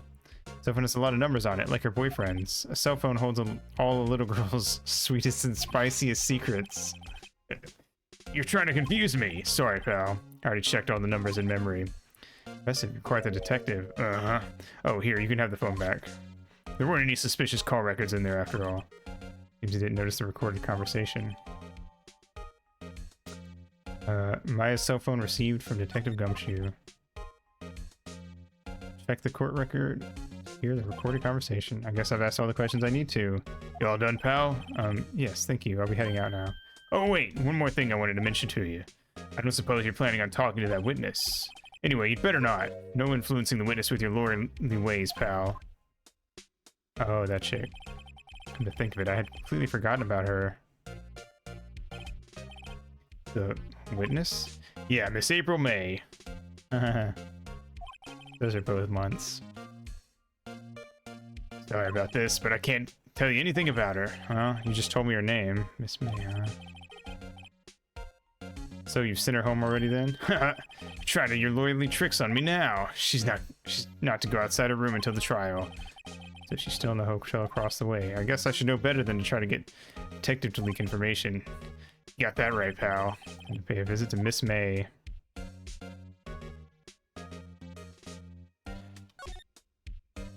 I'm gonna skim through it because we already read this. What's up? I haven't called in a while. I don't think there's anything like immediately. I remember the conversation pretty well, so I actually don't think I really need this. But also, maybe a good idea to check it because that way we know that Phoenix has heard it. All right. Oh, wrong thing. That's what they all say. All right. We're gonna go to the Gatewater after I pee. So BRB.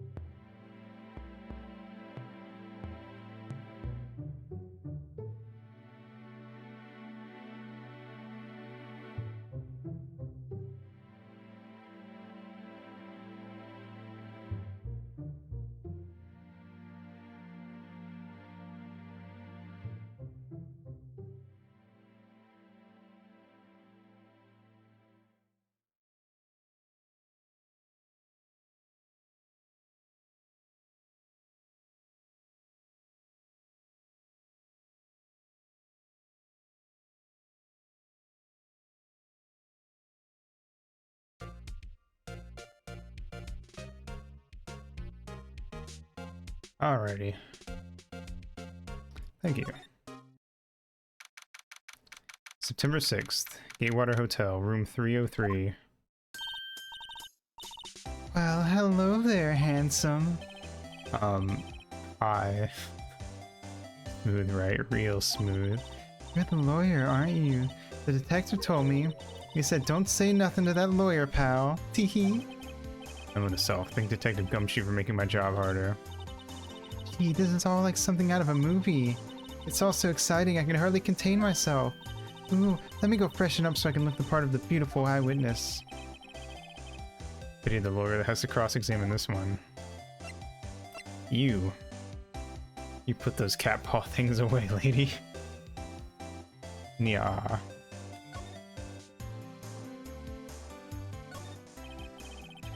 The screwdriver's stuck in this drawer. I wonder what's inside. Let's take a look. Hey! What are you doing? No touching. Ooh, bad boy. You really shouldn't pry around in other people's rooms now. You wouldn't want to make me upset, would you? That I thought she was gonna explode for a second there. I wonder what could be inside the drawer.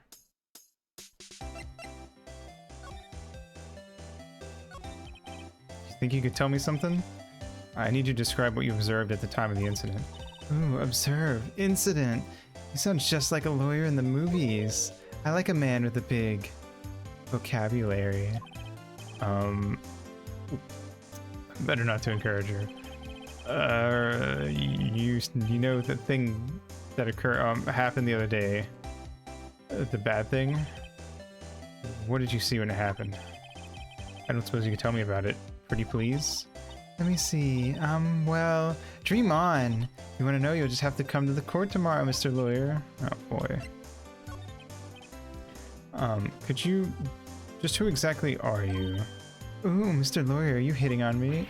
No, hey, I'm just doing my job here. Hehe. You know, you're cute when you blush. Believe me, this is the first time in my life I've blushed this much. Right. Could you just tell me what it is you do? Well, no, teehee. And you had your little hopes up, didn't you? Oh boy. See, there are 2 glasses on the table. Is someone staying here with you? Ooh, what amazing powers of observation. You must be one of those famous detectives like on television. Oh, no, not me. I'm just a lawyer. Say, Mr. Big Detective. Why don't you go look for clues in the garbage? Miss May doesn't like nosy little lawyers. Oh boy.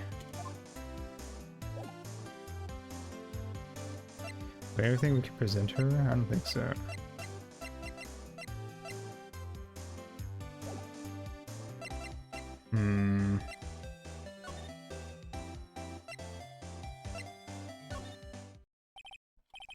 Seems like Mr. Brosberg's out. Oh, okay. That was the most over-the-top clearing of the throat I've ever heard. Aha, so you're the one they say has been looking for me. Yes, that's me. He looks even grander than I imagined. That badge on your collar. Ah, so you're a lawyer, are you now?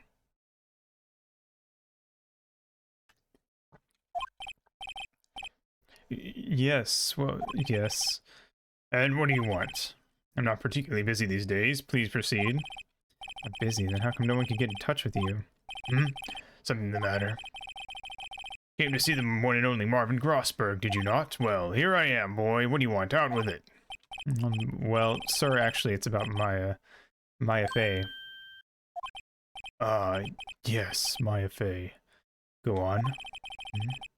Why the strange reaction? Cha-cha. I'm really quite busy here, son.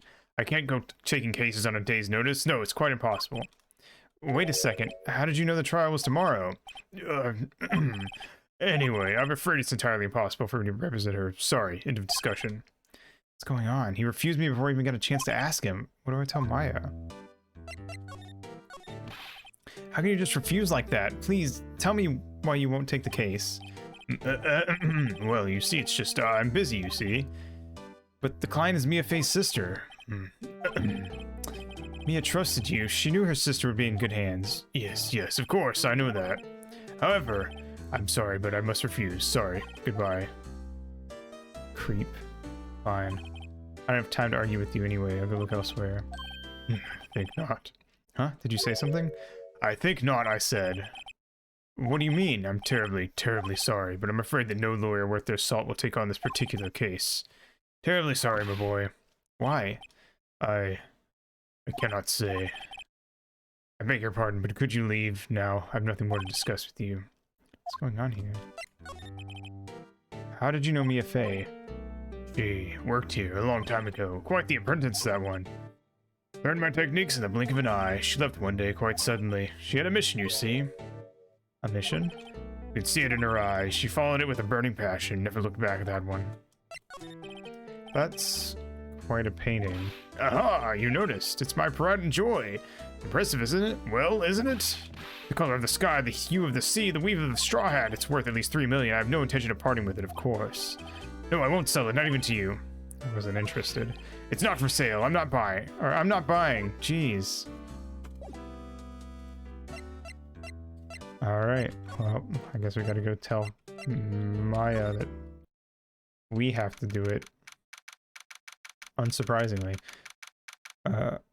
September 6th, 3:42 p.m. Detention Center, Visitors Room. Maya.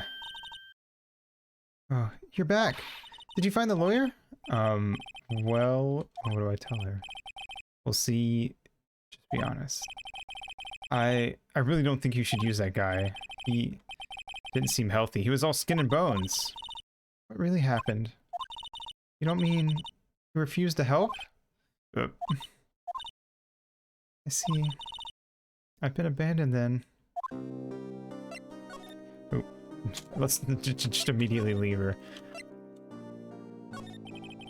What about your family? I only had my sister. My father died when I was very young, and I don't know where my mother is. Don't know. She could still be alive. I wonder if that's a plot point in one of the other games, actually. The women in my family have been mediums for generations. They say a lot of spiritual power runs in our blood. About 15 years ago, our family was involved in an incident. There was a man, and he ruined our mother's life. Ruined? After that, she disappeared. Several years after that, my sister announced she would become a lawyer, and she left the mountain. So you live by yourself? Yes. I've gotten used to it. Oh, also, I had to become independent, or I would lose my powers. Feel bad for her, all by herself up on that mountain. So, who was this man who, ruined your mother? About 15 years ago, there was an unusual murder case. It made quite a stir. Everyone was talking about it, apparently. The police were running out of leads, and they were getting desperate. Wait, they didn't use a spirit medium, did they? Police convinced my mother to try to contact the victim. Wow, so what happened? The case was solved. We thought. You thought? And my mother helped the police capture was innocent. The police's consultation with the medium had all been carried out in secret, of course, but a man found out about it and leaked it to the press. He told all the papers that my mother was a fraud, and the media jumped on it big time. My mother, became the laughingstock of the nation. I see. White. Excuse me? White? That was his name. My sister told me. White? Just a little longer now, before the state-appointed lawyer comes, I guess. 4 p.m. Time's up. What should I do? Do I just leave her and go home? No. I've made up my mind. I'm gonna defend you whether you want me to or not. Why?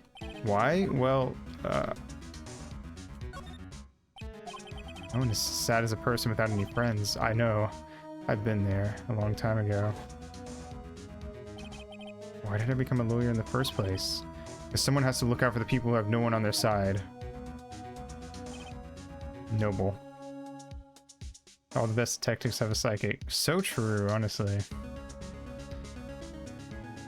Maya, I won't abandon you. You can count on me. So kind of you.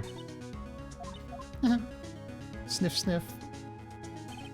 Well, let's go. Let's fight this one and get you out of here. Right, thank you. She smiled at last. She looks like an entirely different person. One last question. You are innocent, right? Yes. I trust you, so you trust me too, okay? It's a deal. So, what next? Something that's been bugging me. Bitch, what was inside that strange woman's drawer? It was when I tried to look in the drawer that she got all defensive. What was in her drawer and what was in her drawers, you know what I'm saying? There has to be something in there.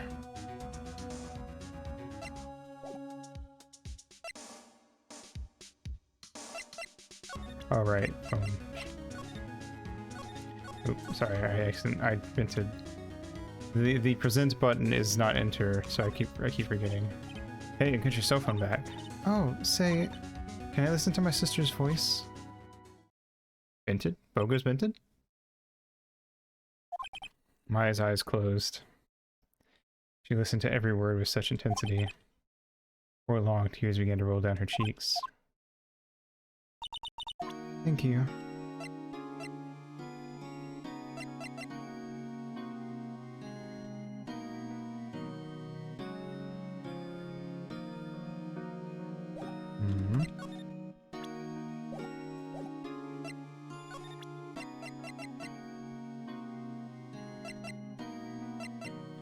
We have a make Maya cry item, yeah. Should I present this? I don't know. I think sometimes you have to like do specific things to get stuff done. I kind of feel bad presenting the autopsy report, but also it feels like a thing that maybe I should present. I'm gonna try it. Fuck it. Sorry, I've never seen that before. Okay, no. Okay, well at least she didn't go, oh, what the fuck? Now I'm sad because you showed me my sister's autopsy. Do we need to go back to the Gatewater? Good afternoon, sir. Excuse me, you are? I beg your pardon, sir. I'm the bellboy of this establishment. At your service, sir. Oh, right. I've just come up to deliver room service, sir. Do you know where Miss May might be? I believe our guest, Miss May, is currently using the, facilities. If you've no need of anything, I'll be taking my leave. Please, stay as long as you like. Enjoy. Yeah. Wait, no, hey! Why does it seem like every time I come here, I end up embarrassing myself? Wait. Now's my chance to snoop around a bit.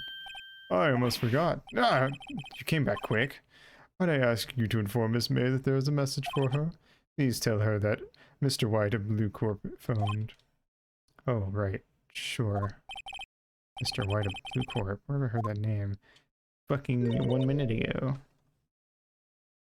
At least he remembers. I would have been mad if he's just like, where have I heard that name? And then it just like went on. I feel like that's what a lot of games like this would do too. Where have I heard that name before? Oh well, guess I'll never know. White. That was his name. My sister told me. White was the name of the guy who ruined Mia and Maya's mother. Could it be a coincidence? No. Now's my chance to see what's inside. What do we have here? Wiretap? What would a woman like her be doing with a thing like this? Definitely something suspicious about this Miss May. Why would she have something like this in her hotel room? There's a story behind all this, I know it. Alright, I'll be using this bit of evidence in tomorrow's trial, that's for sure. For Maya's sake. I'll get to this woman's bottom. Wait, I mean, you know what I mean. Oh, bellboy's still there? Uh-oh, time to scram. I look forward to tangoing with you tomorrow, Miss May. In court.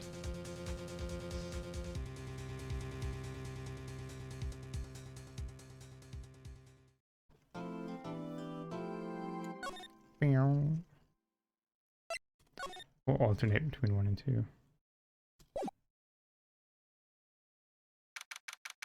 September 7th, 10 a.m. District Courtroom number 1. Yeah, I don't really see how you could use evidence that you got unlawfully. So my guess is that maybe it's going to be one of those things where like it comes up elsewhere and then we're like, hey, that's right, we found that wiretap, and also there's a thing, I don't know, something like that. Anyway, we'll see. Court is now in session for the trial of Miss Maya Fey.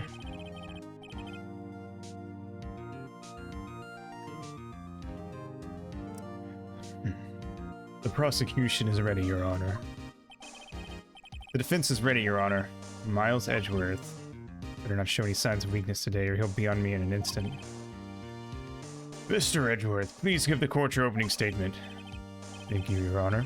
The defendant, Miss Maya Fey, was at the scene of the crime Prosecution has evidence she committed this murder. Drown him in the Chow Garden pool.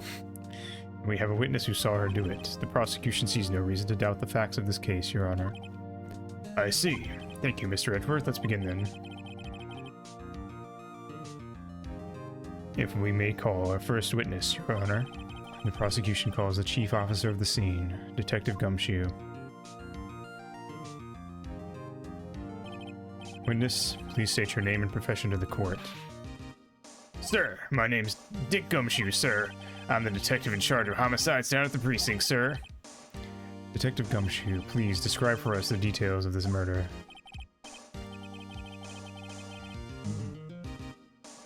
Very well, sir. Let me use this floor map of the office to explain. Body was found on this window here. The cause of death. Loss of blood due to being struck by a blunt object, sir. The murder weapon was a statue of the Thinker found next to the body, sir. It's heavy enough to be a deadly weapon, even in a girl's hand, sir. The court accepts the statue as evidence. Still calling it a statue. Floor plans added to the court record. I wonder if Edgeworth not knowing it's a clock will be important. Floor plans. The murder scene, the Fay and Co. law offices.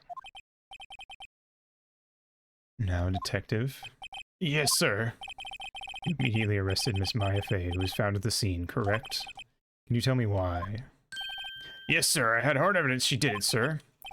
Detective Gumshoe, please testify to the court about this hard evidence. First witness testimony of the case. Let's go. Maya Fay's arrest. As soon as the phone call came in, I rushed to the scene. There were two people there already. The defendant, Miss Maya Fay, and the lawyer, Mr. Phoenix Wright. I immediately arrested Miss Maya Fay. Why? We had a witness account describing her. The witness saw Miss Maya Fay at the very moment of the murder. The very moment, you say. Very well, Mr. Wright, you may begin your cross-examination. Yes, Your Honor. Cross-examine what? Let's see a single contradiction in that testimony. Whoosh. Smack.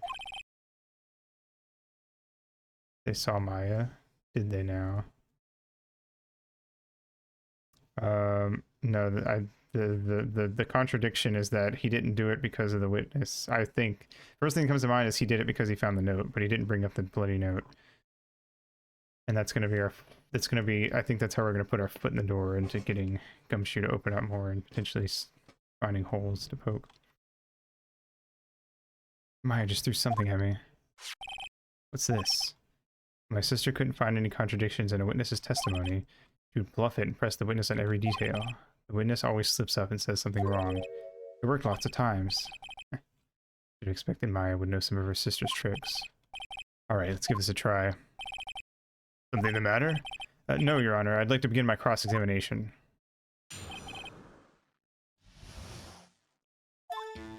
Alright, I already do the whole press everything anyway, usually, so...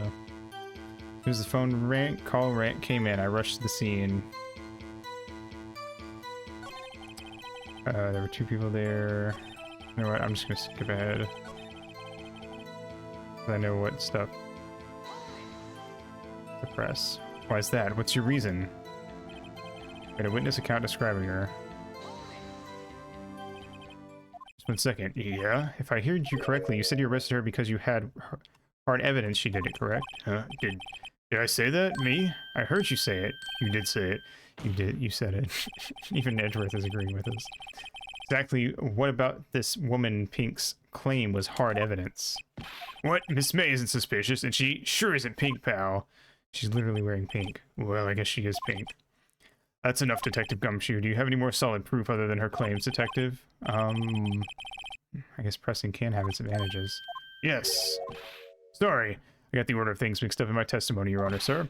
There was something I should have told you about first, Your Honor. Very well, Detective. Let's hear your testimony again.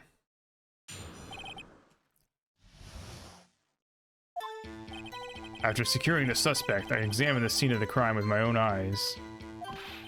I found a memo written on a piece of paper next to the victim's body. On it, the word Maya was clearly written in blood. Lab test results showed that the blood was the victim's. Also, there was blood found on the victim's finger. Before she died, the victim wrote the killer's name.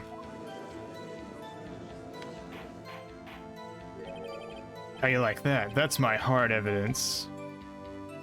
Someone take that out of context. Old Japanese trope. What, the writing the name on the victim's or the killer's name down thing? Yeah, I've seen that a lot in like mystery anime and stuff.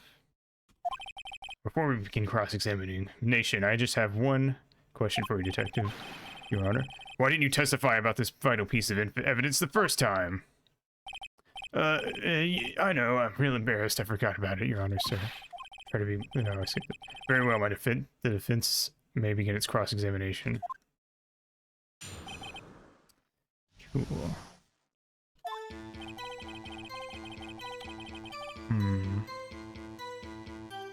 This time I don't have an immediate thing to jump on that jumps out at me. Aside from one thing that I thought of because of what you said. So, they said... I don't know, it's kind of a stretch though. The guy knew Mia pretty well, like he knew her by name. So if he knew Maya's name, you know, he could have... I feel like I watched like a Detective Conan or something episode that had that exact same thing where the killer used the dead person's finger to like write a name.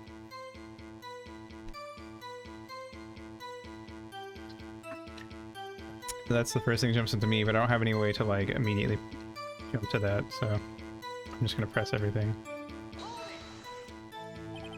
Did you find any evidence? Yes.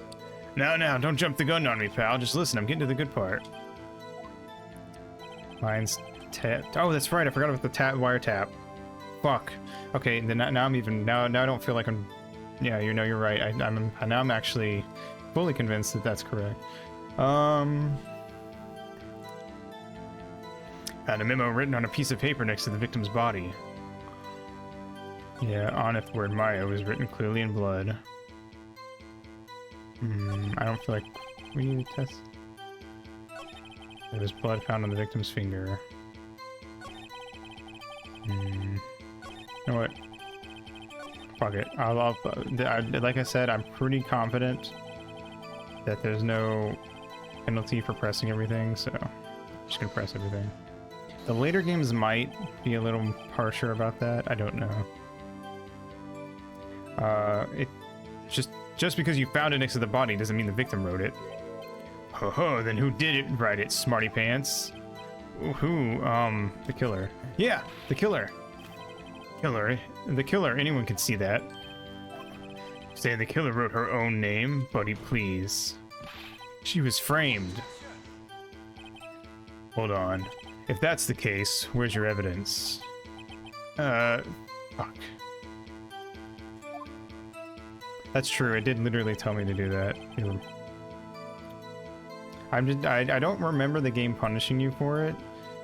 But I do think that there are certain things where if you press it and you're not careful, they'll ask you a question. They're like, okay, well, why do you want to press this? And you can, and then that question will deplete your health bar thingy. If you like press a thing but don't have like the right info yet.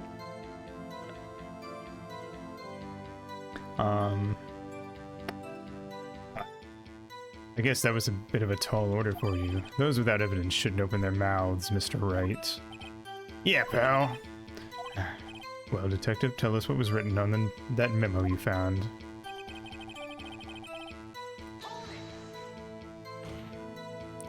Do you have proof it was Mia who wrote that? Of course I do, pal. I sounded pretty confident. This might not be good. Kind of tests were these again? What kind? Well, I hear they take the, little bits in the blood, the hermit goblin bobbin. I refuse to testify on this matter, pal. I'm no expert on blood tests. Yes, that was quite clear. You may continue with your testimony. Harmsters. They test the harmsters in your blood.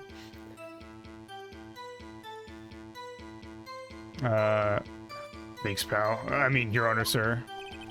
Detective Gumshoe. Yeah? I look forward to your next evaluation, as should you. Oh. Did they... Hold it, did she have any chutney in her blood? Blood on the victim's finger. On which hand was the bloody finger, detective? The right hand. She was right-handed. Ah, nice try. I guess it wasn't too hard to see what I was getting at there. Honestly, it'd be better if she was left-handed, because people, well, this guy probably would have known that, but most people would just assume you're right-handed.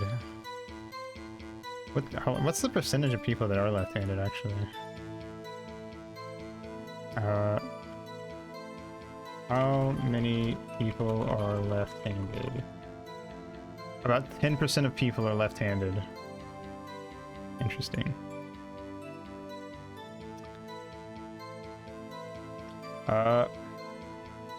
Press. Detective Gumshoe. You get a lot of cases where the victim actually writes the killer's name. I do think that number is gonna go up, because I think that, like, yeah, I was gonna say the same thing. I think as time goes on, there's less like, oh, what are you doing? I don't care if you're left-handed, use your right hand, kind of stuff going on. So I think that number will increase. You know what? I wonder if it's actually a lot closer to, like, legitimately being half and half, and most people just, like, were immediately, yeah, they had it beaten out of them immediately. Because I've heard that, like, if you go to, like, a religious school as a child, it's pretty common for them to make you write with your right hand. Although weirdly enough, I'm pretty sure the first person I ever met that was left-handed is a fairly religious person, but, you know, obviously that doesn't mean that his family inherently was against it. But yeah, no, now that I think about that, I feel like that the percentage will go up. Like, if I check again in 20 years, I think it'll be higher. Because of that kind of thing, like, hopefully becoming less and less of a thing. Anyway.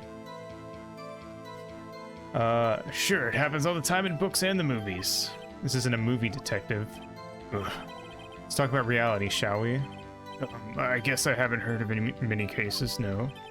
She found it a little odd that the victim would write down a name, especially the name of her own sister. Yeah, actually, you got a point, pal. I do have evidence for this, because she died instantaneously and she couldn't have written it. Stop right there. The witness's opinion on the matter is irrelevant. The facts are clear. The victim wrote down the name of the accused. The victim told us the name of her killer. Order, order. Didn't go so well. That's right, what he said. It's his whole testimony. Okay, there has to be a contradiction in there somewhere. Let's find out. Got it.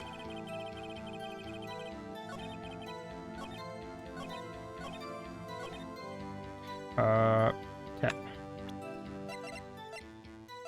Autopsy.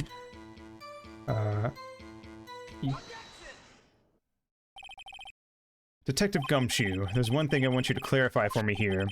You say that the victim, Mia Fey, wrote this note, and she was accusing the defendant, Maya Fey. That's really what you're saying? What? This isn't one of those lawyer tricks now, is it? Of course she wrote it. Who else could have? You have it backwards, detective. Backwards? The victim is the only person who absolutely could not have written it. Hey, you called it earlier. Good job, Nathan. This is a report from your department, detective. Immediate death due to a blow from a blunt object. She died immediately. What? No butting your way out of this one, detective. Order, order! The defense has a point. Someone who died immediately wouldn't have had the time to write anything down. Mr. Wright, I beg your pardon, but when exactly did you obtain that autopsy report?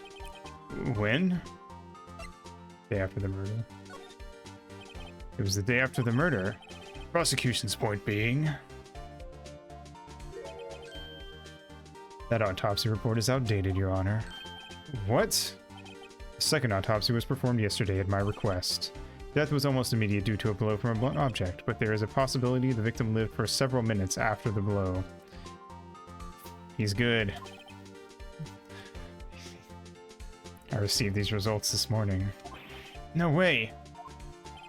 Your Honor, it's quite easy to imagine that the victim did have time to write my, That is all. I see. Damn you, Edgeworth. I should have known you'd have something up your sleeve.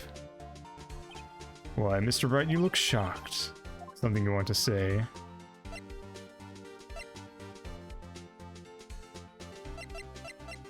Oh, somebody's a sham.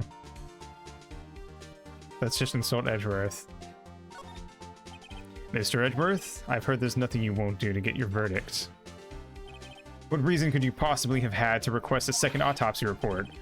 Mr. Wright, the defense will refrain from personal attacks on the prosecution. No matter, Your Honor. Mr. Wright, say what you will, the evidence in this report is undeniable. Your Honor, I submit this report to the court. Understood. The court accepts the evidence. Hopefully that change on the report actually works in our favor later. That's my guess. That seems like the kind of thing, after playing Ghost Trick, that feels like the kind of thing that they would do, is like, this guy would write, it's like, oh, you thought that it fucked you up, but it actually is important for solving things later. Well, Your Honor, the evidence strongly suggests the victim was identifying the killer. Yeah. I don't know. We'll see.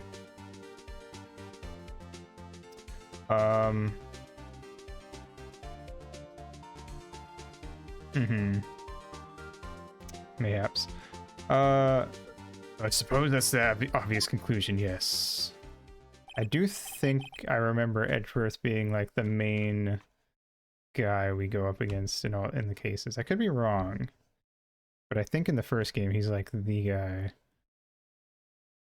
Darn, this isn't good. Prosecution would like to call its next witness. This poor innocent girl saw the murder with her own eyes. Let the witness, Miss April May, take the stand. Exactly what part of her is innocent? So true.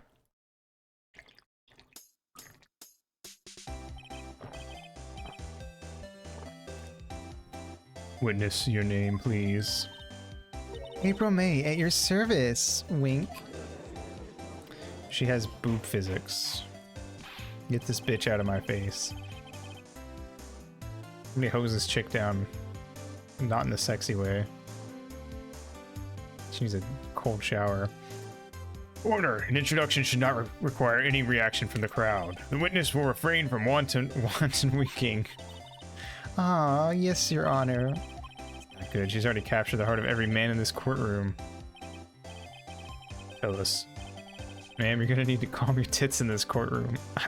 I will have order in those tits. Tell us. Where were you on the night of September 5th when the murder occurred? Gee, I was like in my hotel room. Teehee. I checked in right after lunch. And this hotel is directly across from the Fay & Co. law offices. That's right, big boy. Please testify to the court about what you saw.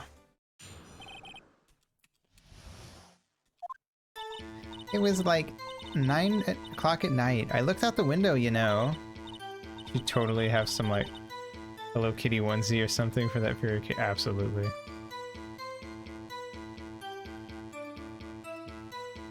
And then, ooh, I saw a woman with long hair being attacked. The one attacking her was the mousy girl sitting in the defendant's chair. Then the woman like dodged to one side and ran away. But that girl, she caught up to her and she hit her. Then the woman with the long hair, she kind of slumped. The end. That's all I saw. Every little bit, bitsy witsy. Wink. Well, Your Honor. I see. It is a remarkably solid testimony. I don't see a need to trouble the witness any... Wait, Your Honor. Yes, Mr. Wright? What about my cross-examination?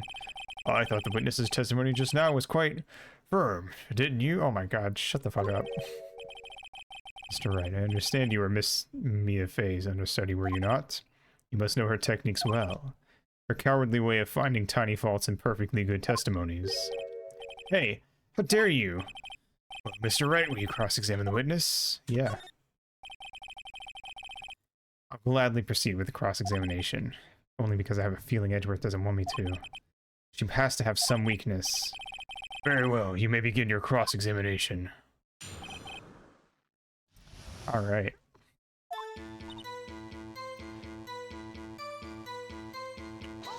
Press. Why did you do that? Huh? Why? Like, why what? Why did you look out the window? Were you expecting to see something? Oh, LMG. What? That's it? She can't get out of this question that easily. I sort of, you know, Stop that. I had a feeling. Well, I have a feeling she's trying to avoid the question. Maybe I should press a little harder on this one. Go for it. See how far I can run with this.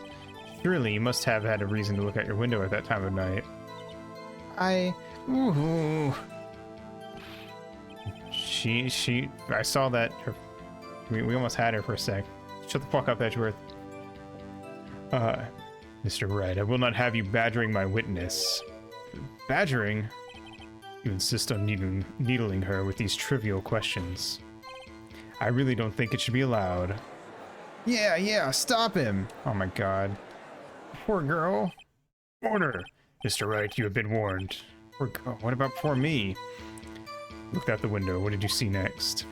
And then, ooh, I saw a woman with long hair being attacked. A woman with long hair. That was Mia Fey? Slender is sort of, well, some people might say pretty, if that's your thing. Okay, bitch. Your thing. And the person attacking her. The one attacking her was the mousy girl sitting in the defendant's chair. I want to slap the fucking smug look off this girl's face. How do you know she was the defendant?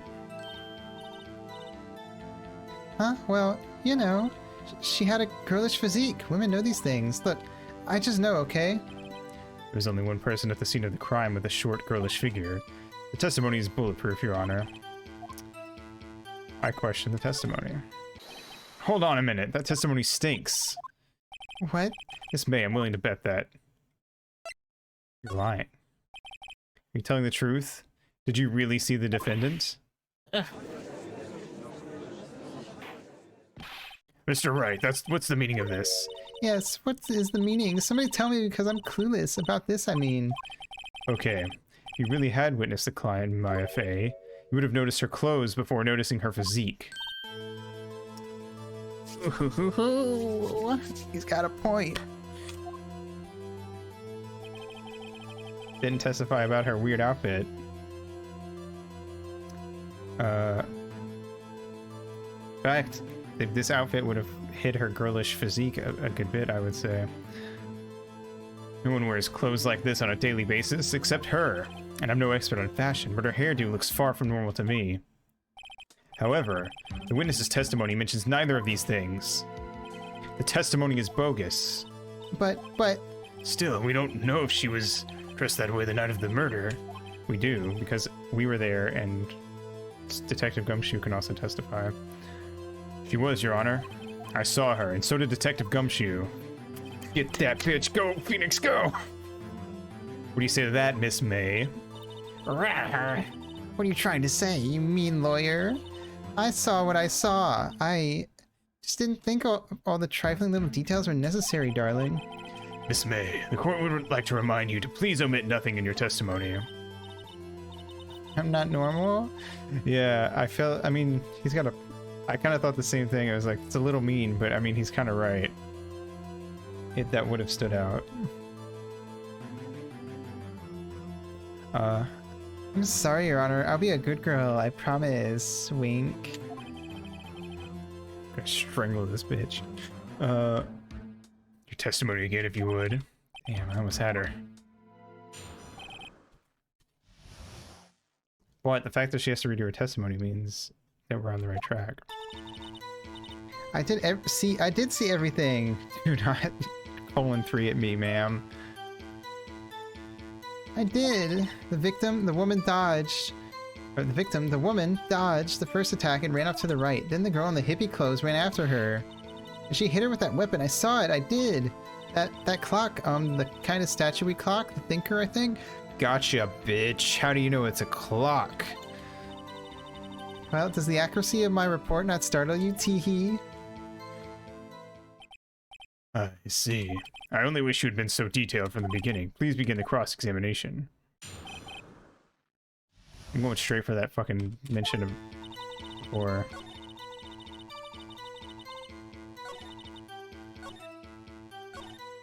You know what? Let's press it first. Just in case. Clock. Didn't this come up in another testimony recently? Well, don't look so sour, Mr. Lawyer. You can't win them all. No, but I have a feeling I'm onto something now. Okay. Yeah. That confirms it, though. Gotcha, bitch. Miss May. What you said just now was quite revealing. Revealing? Ooh, you'd like that, wouldn't you, naughty Mr. Lawyer? You just said that the statue of the thinker was a clock. But there's no way of knowing that just by looking at it. Another person in much the same position as you recently called this a clock, too. And he was found guilty of murder. Well, we know she didn't do it, but... she's definitely working with Mr. White. Wait, Mr. White? Like Breaking Bad. Order! She's complicit. Faux show. Well, the question is, what's her connection to White?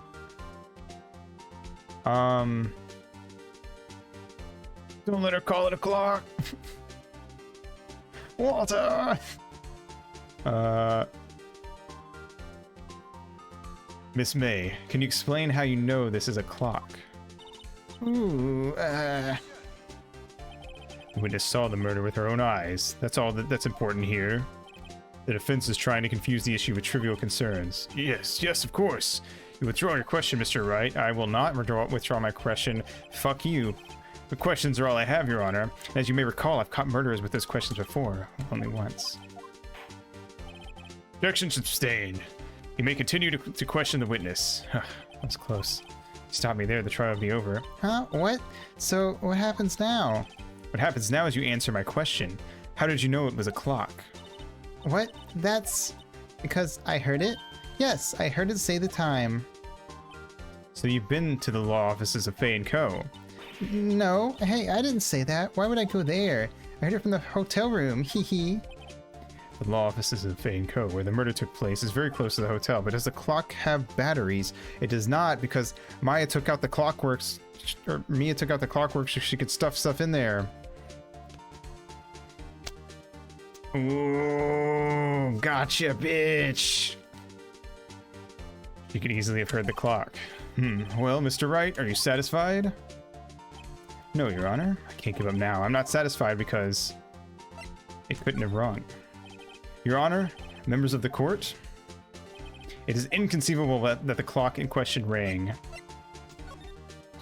That clock is missing its clockwork. How could you possibly? Just take a look right now. Oh, see anything interesting, Your Honor? It is as the defense says. This clock is missing its clockwork. It's quite empty. And we have proof that it would happen on the... It had no clockwork on the night of because we have Maya's phone call. Mr. Wright, would you care to explain to the court the meaning of this? It is as you can see. The clock was empty. It couldn't have rung. Therefore, this witness is a big, fat liar. Fat? I had a feeling she'd say that. Well, Miss May. Tisk, tisk. Quite a show you put on for us, Mr. Wright. He knew the clock was empty. Somehow he knew. I'm afraid you've forgotten one thing, however. Indeed, the clock is empty, as you say. It can't ring. However, we must ask, when was the clockwork removed? I already gotcha, bitch. It was after the witness heard the clock. Then there's no contradiction. That's true. That is a possibility. The clock might have been emptied after she heard it. And that is exactly what happened, Your Honor. Well, Mr. Wright, can you prove when the clock was removed? Ho ho, impossible, of course. I have proof. What? Wasn't it you who told me proof was everything? Well, I was listening, and now I'll show you the proof you like so much. The evidence that proves when the clockwork was removed was... Oh wait, I forgot I have to hit E. Take a look at this. That's a very cute cell phone. Woohoo, you have a girly phone. Wait, this isn't my phone. Listen, this is the defendant's cell phone, and it contains a recording. A recording of a conversation she had with the victim on the day of the murder. Order! The defendant's cell phone. This wasn't brought to my attention. Perhaps Detective Gumshoe overlooked it. Good detective better remember he's up for evaluation soon. I gotta say, I'm starting to feel a bit bad for the big fella. Let's hear the conversation. So, you just want me to hold on to the thinker for you then? If you could. I should probably tell you, the clock isn't talking right now. Huh? It's not working? That's lame. I had to take the clockwork out, sorry. September 5th, 9:27 a.m. That was a loud beat. Your Honor, I think this makes it clear. The clockwork was already gone by the time this was recorded. Which was well before the witness even arrived at her hotel. Well, Miss May, would you care to explain this to the court? Just how did you know that weapon was a clock? Well, isn't it obvious? I saw that clock before. What store was that again? I go to so many. Oops, I forgot. Wink. The witness. But this clock was made by Larry, and there's only 2 in the world. Man Ray! So the witness had seen it before. That would make sense. Does the defense have any objections, Mr. Wright? Yes. The witness claims she had seen it before, but this directly contradicts a piece of evidence already submitted to this court. Well then, let's see it. Please produce this evidence that will prove the witness had not seen the clock before.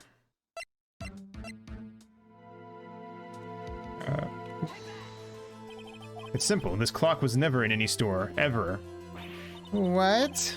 A friend of mine made that clock. Only 2 exist in the world, and the one that isn't here is in police custody. Impossible. Everything is sold in stores. Miss May, I think it's high time you went shopping for a better excuse. Oh, excuse is not on sale today? Oh ho ho. Oh, oh my god, she's losing it. I wonder, oh, what the fuck? Calm down, lady.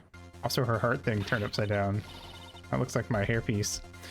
What is with you, porcupine head? That stupid clock doesn't matter, okay? She did it, and she should die for it. Die! Yeah, those tits are fucking out of control, lady. She's gonna slap herself in the face.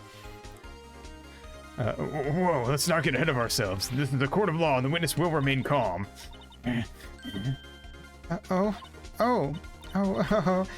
Silly me. Did I, like, lose it? I guess I did. Teehee, wink. Scary. Miss May, let me ask. Tell me, how did you know the weapon was a clock? Bro, she looks like a JoJo character right now. Holy shit. Oh dear, does the defense have an opinion on this behavior? This is it. Yes, Your Honor. Allow me to explain how I see the truth of the matter. Miss April May, you knew the weapon was a clock because you'd heard about it. The witness had never held the clock in her hand. However, she had heard that it was a clock. She heard? That is correct, Your Honor. There's no other way she could have known the Tinker was a clock. I'm gonna be honest, I would have guessed that she had actually held it if we didn't see that the other guy killed Mia at the beginning. Learned where that trope came from recently, where a cartoon silly character becomes super serious. Oh really? Where'd it come from? There's no other way she could have known the Thinker was a clock. And I can show you the proof. Well, to be fair, I guess it wouldn't make sense for her to have held it because we know that she was in the other building. That's fine. If you remember, you know, feel free to tell me. That's kind of interesting. Silly little guy. Okay. We like a silly little guy around here. Well, this is interesting. Let's see it then. Show me evidence proving that the witness had heard the murder weapon was a clock. I mean, this is the obvious thing to use, but I feel like this shouldn't work, but I'm gonna submit it anyway. We might get in trouble for this, even if it does work. And the joke is that he can only become super serious for 3 minutes at a time. Interesting. Is this an old, it's like an old anime? Have a look at this. That. Okay. It that sounds like an anime from like the 70s to me. 70s or 80s. Maybe even older, actually. Just kind of one of those like there's like ideas that's so simple that like there's no way that I couldn't really imagine it being in like a more modern gag manga. I found this in Miss May's room. I don't think we were allowed to take that, but you know what? Mr. Wright, please explain to the court what this is. Miss April May, you were tapping the victim, Miss Mia Fey's phone, were you not? Alright, you were right about how they learned Maya's name then. Your Honor, this is irrelevant. Not entirely sure that it is. Objection overruled. Gotcha, bitch. Ha! It troubles me that our witness was in possession of a wiretap. This is outrageous. Does the defense truly claim that the witness was tapping her phone? Absolutely. Even if that was the case, which it's not, you still have to prove one thing. Did the victim ever say that the weapon was a clock on the phone? Can you prove that? I think not. Oh yeah, I think I can. It's simple. What? Here's my proof. The proof that the victim said on the phone the weapon was a clock isn't it just this? It's a clock. It's a clock, yeah. That's a trick question. They don't... Now, this is actually a really good tutorial that sometimes you have to submit this, something twice. I present the defendant's cell phone. Yes, we've seen that. Listen once more to the conversation between the defendant and the victim. Mia, what's up? You haven't called in a while. Well, actually, there's something I want you to hold on to for me. Again? What's it this time? It's a clock. It's made to look like that statue, the Thinker, and it tells you the time. Ms. April May, you used a wiretap to listen to this conversation. That's how you knew the Thinker was a clock. Am I wrong? I'll also give the writer a little bit of leeway on the wiretap thing because this was 2001, and it might have been like his first time writing like something like this. But it is kind of one of those things where it's like I feel like you'd get in trouble for having gotten that without permission. Anyway,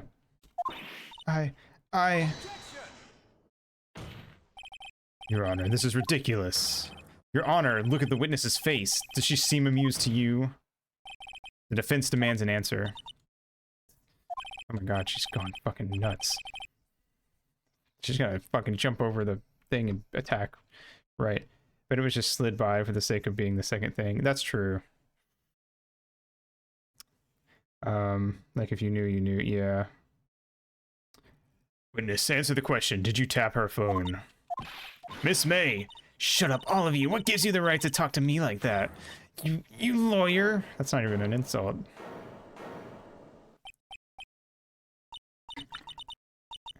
It's not fair, all of you ganging up on me like that. Oh, so I'm the bad girl, is that it? Is that it? That did it. This court's seen the real Miss April May now. Now to do the final blow. Why did you tap her phone? Answer the question. Do I have to? Isn't this a murder trial? Isn't tippity tapping or irrelevant? She's saying exactly what Edger wants her to say. Miss May, you were tapping the victim's phone. I hardly... excuse me. I hardly call that irrelevant. Get her, Phoenix, get her! You did it, didn't you? Was definitely the first option for people clicking too fast. Oh, for sure. For sure. I think when I played this way back, I emulated it on a DS emulator, and I think that you had to tap everything with your... well, you didn't have to tap everything, but I was using my mouse to tap things. So that luckily I didn't have that problem, but yeah, I can imagine like playing this on Game Boy and like mashing through and accidentally hitting shit and getting fucking yelled at for saying something stupid. Which in a game like in things like Ocarina of Time, when the owl does it, it's annoying because it's like, whatever, shut up. But in this game, it actually makes sense because like you should be reading everything carefully and not mashing dialogue. Because it's a visual novel where you need to pay attention to everything people say. So I think it's totally fair in this case. Totally bullshit in Ocarina of Time though. Don't like it. Fuck you, Miyamoto. While this court doesn't condone the defense's tone of voice, he has a point. Does not condone the defense's tone of voice, he has a point. Well, Miss May, you have an explanation for the court. Can you prove you had nothing to do with this murder, even though you tapped her phone? I'd like to see her pull that off. Mr. Lawyer, I saw that evil grin. You were probably thinking I'd like to see her pull that off, weren't you? Damn, she's good. Well, you're not the first man who's thought that, and of course, I can and will. Can't be serious, no way. Oh, wait, I say, wait. Oh, and I assure you, I'm serious, Mr. Lawyer. Okay, so the killing happened around 9 o'clock at night. Why, that's just when I was... Yeah, please don't pull anything off in the courtroom. Why, that's just when I was getting room service from that sweet bellboy. Room service? Oh no, did she seduce the bellboy? Iced coffee, I believe it was. Iced coffee? You know, like normal coffee, but cold. If you don't drink it quick, the ice melts, and then you have regular cold coffee. Iced coffee? Think I'm making this up? Ask the bellboy. Wink. There we go. The witness was not on the scene at the time of the murder. That is true, but I already knew that. So where does that leave us? It is my great displeasure to inform you that the witness appears to have been tapping the victim's telephone. However, that is a separate crime with no bearing on the current case whatsoever.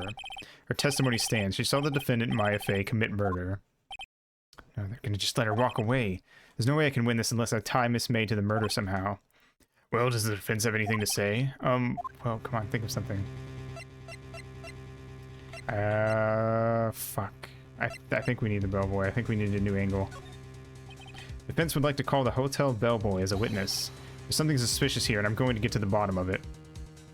You don't tap someone's phone and have them end up dead the next day, coincidence. That's what I'm saying. I think you've sunken quite low enough already. I object to calling the bellboy. Why? What's your reasoning? Because I hold that the wiretapping had nothing to do with the killing. However, if you agree to one condition, I'll consent to calling this witness. Condition? Miss April May's alibi is not called into question after you examine the bellboy, and you will recognize that Miss April May was not the killer, thus, she is innocent. And thereby you must also accept the verdict of guilty for Miss Maya Fey.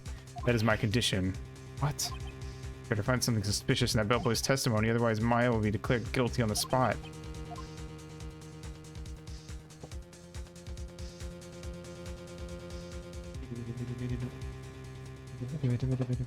Alright. We gotta go for it, I think. Alright. I've got nothing to lose except for, well, everything. Understood, I accept your condition. Ooh. Fell right into my trap. Oh, wait. Very well, the court calls the hotel bellboy to the stand. It's fine, I believe in us. I believe we're ready for the witness to testify. Just fine, before I accept, safe state. Yeah. I can save whenever I want, to be fair. We're totally ready. He certainly does look like a bellboy. Very fancy. Why does he have his tray? Sir, this is a courtroom. Please put your things away. This is no time to be snacking. I received your summons in the middle of work, sir. I'm happy to be of service. That tea set looks rather heavy, so without further ado, the witness may begin his testimony. Very good, sir. They just didn't want to draw him with a different thing. Miss May's room service. I'm the head bellboy at the fine Gatewater Hotel, in business for 4 generations. I believe I received a call after 8 o'clock in the evening from our guest, Miss May. She asked for an iced coffee to be brought to her at 9 p.m. on the dot, sir. I brought it to her at precisely the requested time, of course, and I delivered the iced coffee to our guest, Miss May herself. I see. The defense may begin its cross-examination. Right. I'm ready. This is it. If I can't prove Miss May was involved with the murder now, Maya will be finished.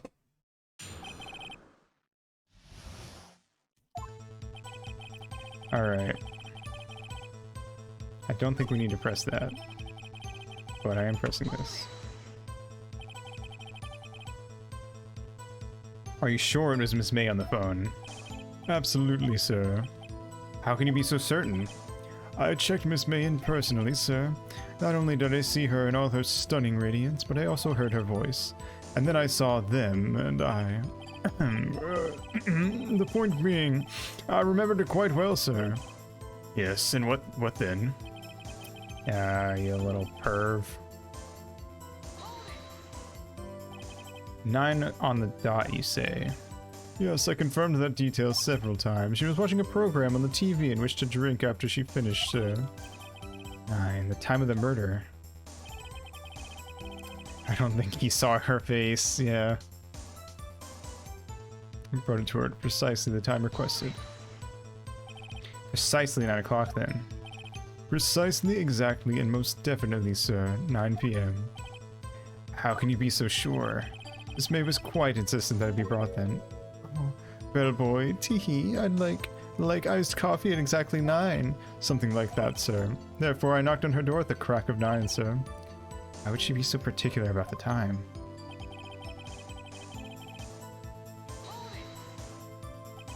You're sure it was Miss April May herself? Absolutely, sir. Absolutely? Yes, sir, as in so very absolutely, sir. It's an endearing mannerism of mine. How come you're so very certain? Why would she ask about the time unless she was setting up? That's what I'm saying. It's very, very suspicious. Well, when I brought the room service, sir, the guest, sir, favored me with an embarrasser, sir. Embarrasser? French for embrace? It's French for a kiss, sir. But not a French kiss, sir, more of a peck on the cheek. Why would she have done that? I believe perhaps she was momentarily swayed by my prim demeanor, sir. It was a moment I shall never ever forget, sir. That's pretty fishy to me. I think our Miss May was up to something and wanted the bellboy to remember her. Your Honor. Death. No good, there's nothing here. Is that it? Tisk tisk. Finally, you understand. Bellboy has absolutely no reason to lie now. If you have any decency, you'll end this rather tedious cross-examination here. It was a bit tedious. The witness may leave the stand. I can't let this happen, can I? Wait, please hold. Please wait. Yes, does the defense have something to add? One last question. Let me ask one last question. Your Honor, I must object. This charade of justice has gone on long enough. No, Mr. Edgeworth. All right, Mr. Wright, I'll give you one question, that's all. Okay, this is really it now. This is my last chance. What do I ask him about? Check-in, room service, and bed making.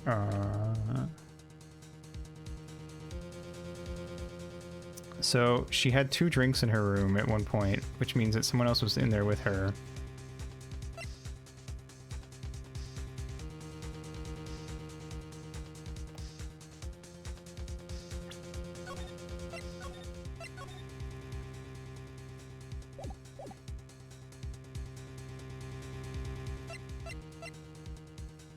So my thing is, did she check in alone or room service? Because they had 2 drinks brought. I'm gonna go with room service first. If we fuck it up. Tell me again about the room service. Again, sir, at exactly 9 o'clock I delivered room service to Miss May in room 303. The guest had requested iced coffee. $18 was the charge, as I recall. I see. $18? Doesn't that seem a bit expensive? Yes, well, iced coffee for 2, you know. And we don't skip on— There it is! There it is! There it is! And we don't skimp on the ice, sir. 2 beds. Well, I think there's 1 bed. Well, actually, I don't remember if we saw the bed. What did you say? What did you say? Rather, quite. Bellboy, tell us the truth now. Was someone else staying in Miss May's room? I object. That was objectionable. Oh, nice. Good one. Fucking idiot. Objection overruled. The witness will answer the question. Yes, I see. Why did you not mention this in your testimony? Well, sir, you didn't ask. Nice try. That's the sort of thing you're normally supposed to mention. Oh, yes, quite indeed. It was the good barrister there, Mr. Edgeworth, who... He asked me not to mention it if I wasn't specifically asked, sir. He's a fourth-rate lawyer with 3rd-rate law. Get his ass, yeah. And now he's outed Edgeworth for trying to hide evidence. You fool. Done it. I've won. Not quite. But we've really put a wrench in their plan. There's no way Edgeworth doesn't have at least one more thing to come back with, though. Plus, we haven't even brought that guy who did it onto the stand yet. Miss April May checked into a twin room with a man, correct? Yes, sir. Then, when you brought the room service, you didn't see that man in the room. That's right, sir. Your Honor, we just learned of another person involved who may have been the murderer. In light of this new fact, I hold that it's impossible to judge the defendant. Wouldn't you agree, Mr. Edgeworth? And who, Mr. Wright? Who is this other person? Simple, it was... the man with Miss May. The man who checked in with Miss May. Your Honor, as has been previously revealed, Miss April May was tapping the victim's phone, yet Miss May herself has an alibi at the time of the murder. However, that does not clear that the man that was with her. The bellboy saw no one else in the room at the time of the murder. My, what a convenient little setup, but it's too late. Too late? I suppose you'd like it if it was too late, wouldn't you? After all, it was you who hid the presence of the other man from this court. Upstart amateur. These accusations are ludicrous. Enough. Court acknowledges the defense's argument. I expect the prosecution and defense to look into this matter fully. Am I understood? I forgot to give him the old man voice. Yes. Yes, Your Honor. That is all for today, for the trial of my affair. Court is adjourned. Fuck yeah. September 7th, 2:24 p.m. District Court. Defendant Lobby Number 1. Mr. Wright, you were amazing in there. Really? Not get shot. Yeah. Let's not get our heads beaten in with a clock. I think I might be your newest fan. Oh, I was just doing my job, you know. Then again, that other attorney was pretty cool too. Huh? That face of his, with his eyes wide and trembling lips. It says shivers up my spine. You say so. So, what happens with me? Do I get to go home now? Well... no, I don't think so. Not yet. Oh, I see. But I got a great lead in today's trial. A lead? That man with Miss May, he's the key. Oh, I get it. What happened to Miss May after that anyway? I heard they arrested her. I guess she's learning her charms won't work everywhere. She's probably at the detention center now. I may have to go down there later. This case is far from closed. Yes, sir! I'm gonna go find out more about this man. You think he was the one who... maybe so. Yes. Don't worry, I'll find it by tomorrow, I promise.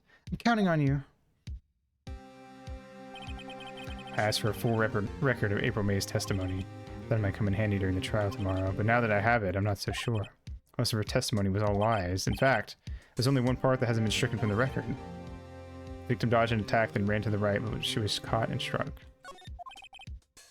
It's the only part of it that hasn't been proven false. Jesus Christ, what a witness. I don't know how much good this would do me at all now. Anyway, time to hit the pavement and do some investigating. Maya doesn't belong in that detention center. It's up to me to set her free. To be continued.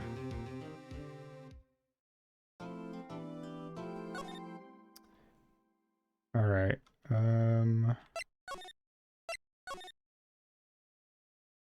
back.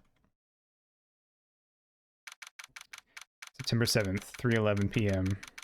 Detention Center, visitor's room. Well, hello. I didn't expect anyone to visit me in such a dank place as this. It's really quite moving. Not, you stinking lawyer. I hope you die. Have you come to laugh? Yes, laugh at the fallen Miss May. No, not really. There's something I wanted to ask. Can someone put her in handcuffs so she doesn't try to scratch me through the screen? Unfortunately, there is nothing I want to be asked. Haven't you done enough questioning, you spiky head? Here we go again. Please, you're scaring the security guard. So, what is it you wish to ask of me then, For starters, how did you get to be so totally whacked? In one person / crit.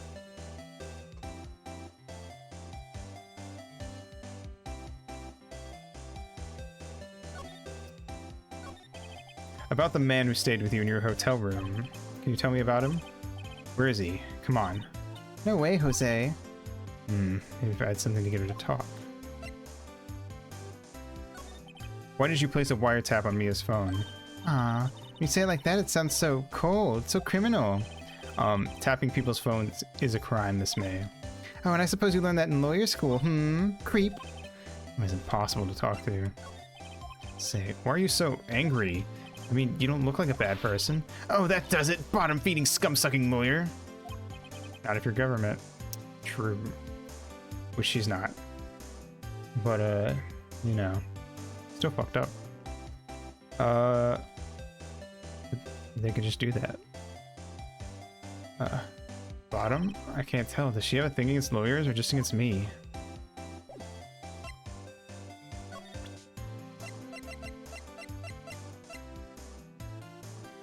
Let's try presenting this.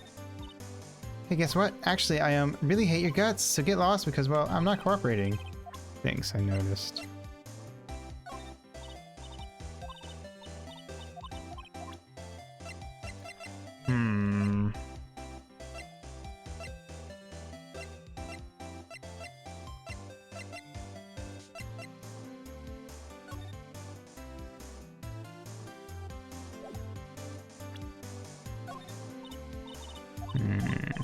Damn.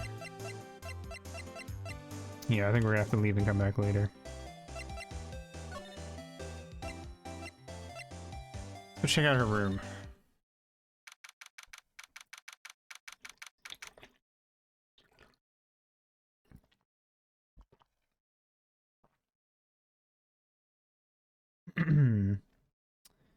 September 7th, Gatewater Hotel, room 303. Welcome, sir. Quite the performance today, if I dare say so myself. There's no way this wasn't just completely swept and clear of evidence, probably, but it's worth checking.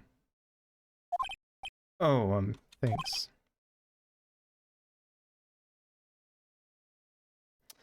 Sorry for putting you on the spot. Oh, sorry for putting you on the spot like that. No, not at all, sir. Your efforts today can only help the Gatewater's rep, as they say. Huh? Rep? Yes, our reputation will swell as the hotel where the murderer used a wiretap. We can charge a premium for the room, of course. It would be great for business, sir. Whoa, Miss May hasn't been charged with murder. I, too, will become famous. The bellboy who brought the murderer iced coffee. I feel like we're both stuck in the same bad dream. So, you are our honored guest. Please let me know if there's anything I can bring you. Well, at least he likes us. About Miss May. Oh, her? Sir, not to boast, but I knew the moment I saw her. She'd do it, I said. What? I'm starting to think the most suspicious person here is this guy. I wanted to ask you about the man who was with Miss May. Oh, yes. He struck me as a real lady killer, if you'll pardon the expression. Kind of fucked up to make a pun. My fucking friend and mentor died, but sure. I knew it from the moment I saw him, sir. He and I have the same ilk. We both carry the scent of danger. There we are in total agreement, Mr. Psycho Bellboy. You had a photo of that man. I'm quite sure I could identify him. Photo. Could you tell me about this hotel? Absolutely, and on that subject, I have an excellent idea, sir. Currently, this hotel is known as the Gatewater. Like Watergate. I propose that we add a subtitle. A subtitle? The Gatewater Hotel, Murder Manor. Well, what do you think? Check the fucking security cams, yeah. Good idea. Well, what do you think? Sounds great. What's your tea set? Everything I can present him?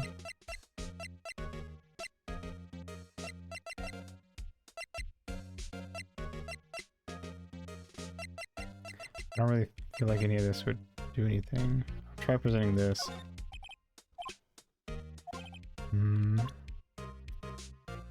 Oh, you're fucking useless, aren't you? Go to Grossberg. Maybe he's got some shit. September 7th, Grossberg Law Offices. Huh.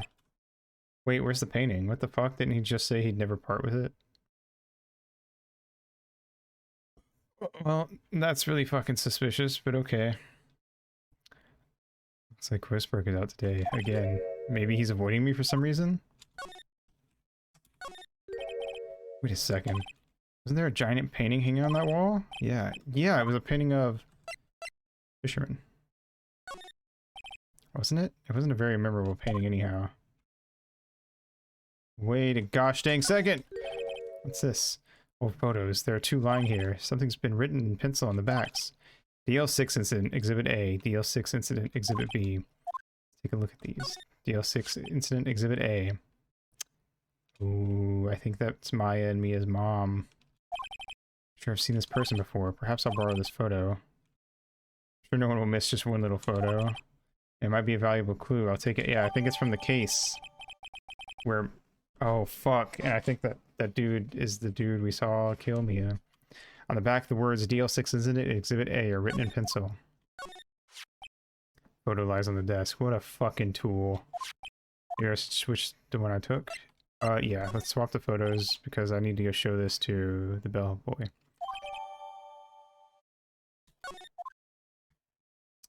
Alright. Oops.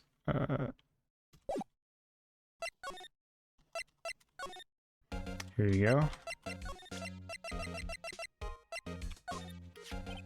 Take a look at this photo. That's him, detective. I'm the lawyer. Oh, I know that. I just wanted to say detective once. You know how it is. No, I don't. Without a doubt, that is the man who checked in with Miss April May. How about I write an affidavit swearing that that's him? An affidavit? This guy is way too excited about this. Let's go. It's too helpful. Yeah, he's fucking weird. I think he legitimately thinks that this murder case is just great PR. What a freak. Sure, why not? Yes, I've always wanted to write an affidavit, sir.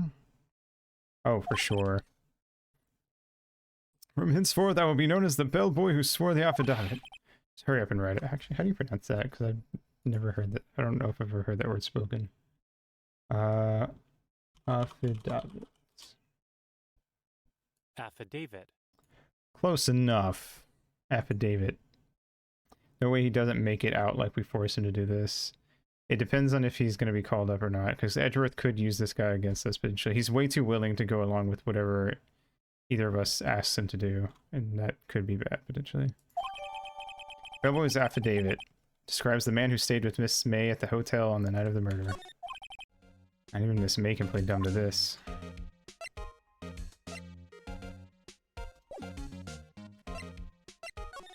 Okay, now let's go swap the photos out. Is that again? Huh? No more photos on the desk. Oh, fuck. Never mind. I thought maybe we'd need the other photo. But, no. Nope. You again? Can't you take a hint and stay gone? Okay, the fact that she is new dialogue is definitely good. Hey, the only reason I'm back here is because you won't talk to me. Oh? So it's my fault now? You don't just have spiky hair, you also have a spiky heart. We could have brought the other photo to Maya, maybe? I don't think so, because we don't have a way to talk to Maya. If we come here, it just defaults to us talking to her, and I don't think there's... I didn't see a way to switch to talking to Maya. Does it? When this case is done, I'm shaving my head. Please don't. Yeah. Because, like, I can move, but I can only move to different places. Yeah, maybe.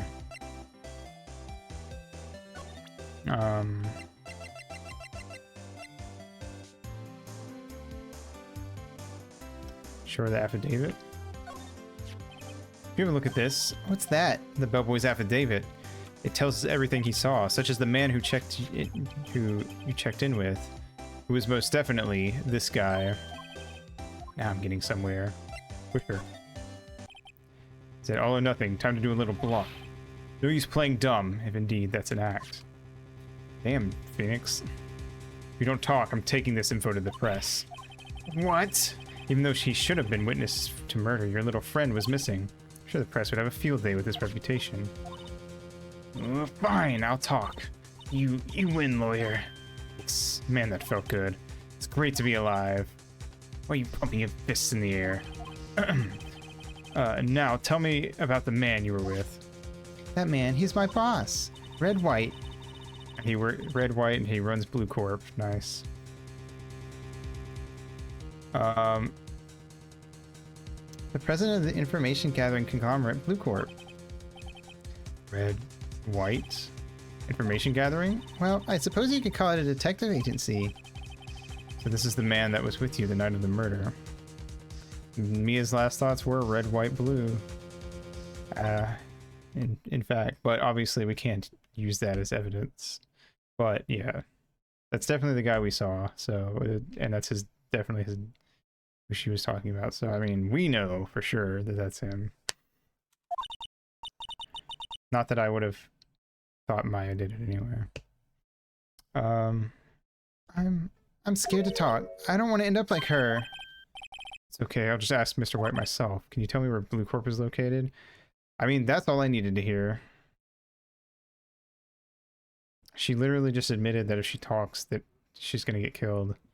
So, cool.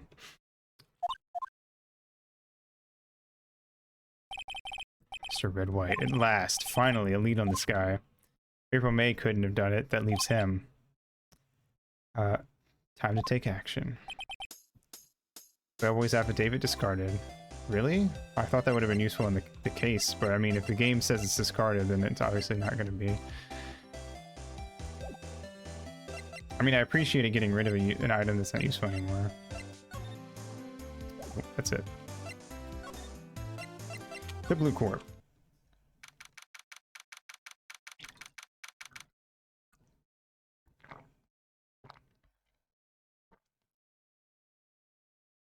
If only she had a sip emote too.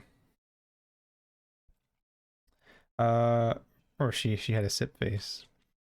September 7th, the Blue Corp Inc. CEO's office. Hey, that's the painting. Why would he sell it to this guy all of a sudden? It's sipping on her iced coffee, exactly. You're right, you're right. She does have a sip. Cool. That means Grossberg is being blackmailed or something. And that's why he wouldn't help out. Yeah. Cool. This Mr. White probably has dirt on all the lawyers. That's why Grossberg said no lawyers would ever take this case. Interesting. Fucking rich people. Can't wait to put this guy behind bars. What's with the surreal decor? Welcome. Please furnish me with the title of your personage. Good thing we're new. Yeah, exactly. That's probably going to be the exact reason that he can't get anything on us. Your name? What's your name? I was just inquirably asking the title that you go by. Wright. Phoenix Wright. Inquirably? Too late. Mr. Wright, is it? Right, I see. Splendiferous. Perhaps I have intimidated you with my giantesque vocabulary. What is this guy's problem? I'm Red White, CEO of Blue Corp, you know. Corporate expansion official. My business dealings bring me into contact with the elite of the elite, so I'm afraid I'm not used to conversing with the wordily challenged. God, you're annoying. What a fruitcake. Not even in the gay way. He's a fruitcake because he's icky. Actually, I've never had fruitcake. Yeah, well, this was a 2001 game, so I'm not surprised.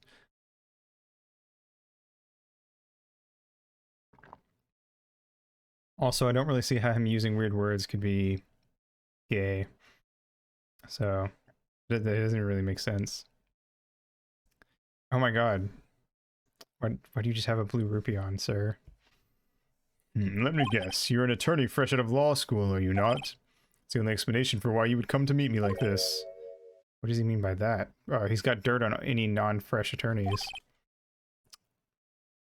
Do you think he has dirt on Edgeworth, and that's why Edgeworth is really passionate about winning this case? No matter. So what business does a mighty lawyer have with a man such as myself? Perhaps this guy's arrogance meter is off the scale. Miss May is an employee of Blue Corp, is she not? Correct, she was my secretariat. That's not even... What a shock it was to hear what she has done. What she has done? You mean the wiretap? Indeed, she is paid to answer phones. Tapping them is not in her job description. Yeah. An interesting thing is that because like I said, I only vaguely remember a couple really specific plot points, but Phoenix mentioned that Edgeworth really hates crime, which is probably why he's a prosecutor. But he's like covering up for them, which seems weird if he's like so anti-crime. So I feel like I remember Edgeworth is like really important to the story, I think, at some point. If I'm remembering right. I feel like we get to learn a lot about, or some about him. So I don't really remember. Yeah, but... Well, he didn't know about the wiretapping, to be fair. I don't know, maybe I'm reading too much into it. I genuinely don't remember. I'm just curious if, like, there's something that's making Edgeworth more of a dick than he would be otherwise.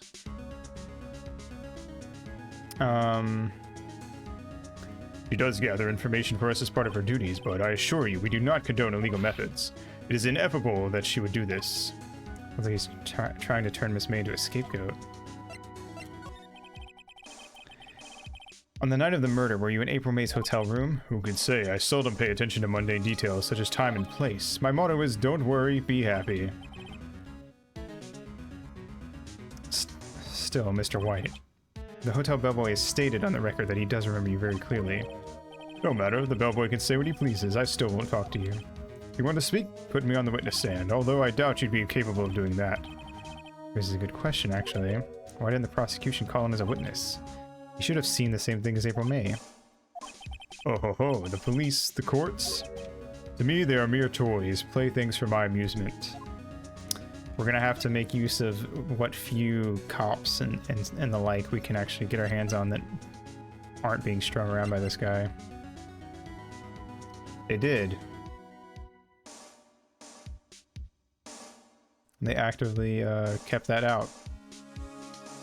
Edgeworth told him not to talk about Mr. White being there. What kind of company is Blue Corp anyway? Huh, excellent question. We buy and sell various kinds of information. We're a company of the future. You might say we are the future. Sell information. Well, good thing we just so happen to know one dumbass who's just naive enough to not be compromised. So true. In just 10 years, I built this business up into the grand office you see now. In case you were wondering, Blue Corp was named after the color blue. I, Red White of Blue Corp, as founder of the CEO, named it so. And why, you ask? Because I like the color blue, of course. Fantabulistic, is it not? There's something that's been bothering me. Yes, what might that be? A big painting on the wall over there. You know, I've actually seen that painting before. Oh, just yesterday, actually. Your point being? My point is simple, or rather, my question is simple. What, the red, white, and blue thing? I don't know. I mean, it might have just been red, white, and blue. If I ever get good enough at reading Japanese, I might go back and play through this, maybe. See what stuff's different. My point is simple, or rather, my question is simple. Why is that painting hanging on your wall? Mr. Wrong, was it? Right. Tuner day ended. Oh, yeah. Yeah, it ended a while ago for me. But we have, that just means we have another Cherno day to look forward to.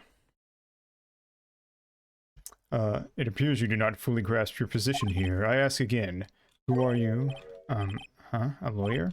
No, my feeble friend, a mere lawyer. Worth nothing, zilch, zippo, nada. Just like that sorry excuse for an attorney, Grody Burger. What? Wait, what the fuck just happened? Did he just punch us? What the fuck?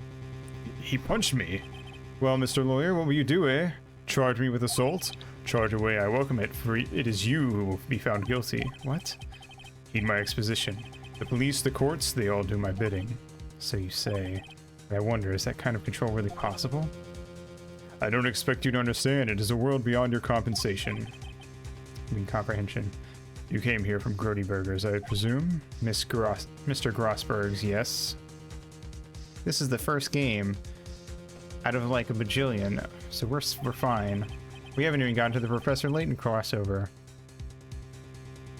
Then you must ask him, why is it that this painting of his hangs here? Perhaps then he will tell you. Perhaps you will explain how a man can live life purely for personal profit. Go now, skedaddle. There's nothing more to discuss. Or the Project Cross Eggs, so true.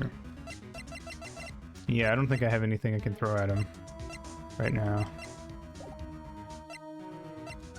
Let's see if Grossberg is back in his office. Yep.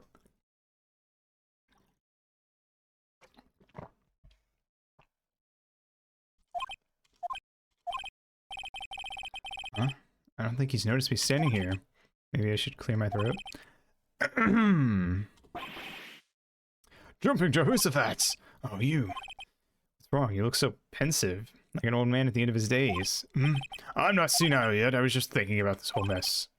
Something's really bothering him. That much is clear. Oops. So you came to see the trial? Yes, I did. Something was bothering me all last night, you see. Couldn't get a wink of sleep. Really? What was that? Well, you see, it's just Mia's sister, that poor girl. My boy, I owe you my thanks, truly. Tell us what we need to know and you get to keep your mustache. Pulls out an electric razor. I don't know what I would have done if things had gone poorly with the girl. And maybe you should have fucking helped her, you dickhead. I asked before, but why did you refuse her request for defense? I think I have a right to know. A right? Mr. Wright? No, I'm sorry. Just, I need more time to think about it, my boy. I seem troubled about something. I'm starting to have a feeling I know what it is. So, I paid a Blue Corp a visit. Oh, I see. Mr. Grossberg, I have to admit, something's been bothering me. Oh? What is it? Well, out with it, my boy. You see, it's just that... Mr. Grossberg, sir. There was a giant painting hanging right there the other day, was there not? The one you said you had no intention of parting with? Well, I saw it. Today. It was in the CEO's office at Blue Corp. Red White's office. So, you noticed. I suppose I should have guessed you would. It was a large painting. Mr. Grossberg, I know you and Mr. White are connected somehow. Connected, you say? Yes. And I know what it is. You're lovers. Oh my god. He's blackmailing you. Mr. White has something on you, doesn't he? Blackmail? I think that painting is fairly gaudy proof. Very well, this may be the chance I've been waiting for. Maybe it's time to get this off my chest so I can finally rest easy again. After all, you wore me as understudy. Perhaps it was fate. What's he talking about?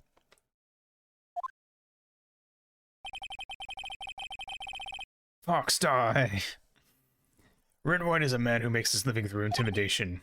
Blue Corp is a company that excels in finding people's weaknesses, I'm afraid. I've been paying them for 15 years now. 15 years? All because of the DL6 incident, as you may have guessed. The name on the back of those photographs. As you suspected, I could not stand in defense of Maya because of this. White would have destroyed me if I did. That's the connection. It's hard for me to tell you this, my boy, but arresting Red White would be nigh on impossible. Impossible? Why? I am in your thoughts now. You like Phoenix Wright, don't you? Actually, I'm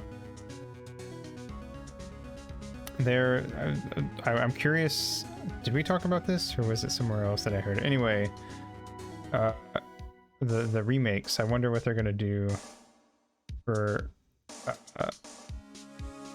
when Psycho Mantis reads your stuff, if you'll be able to read your Steam library to check for Konami games. Which makes me wonder if I even have any Konami games. It'd be sad if they couldn't do it and they had to take it out or something. I'm sure there's gonna be a way. But I would, again, I will be really mad if... Yeah, I don't know. Whatever's out when it comes... Well, they could patch it, though. Well, no, they'd have to... They'd have to record new voices so they wouldn't be able to do that. You're right, yeah. Crash Bandicoot... I don't think... Crash Bandicoot isn't Konami, so they couldn't say that. They only mentioned Konami games. Probably because of copyright stuff.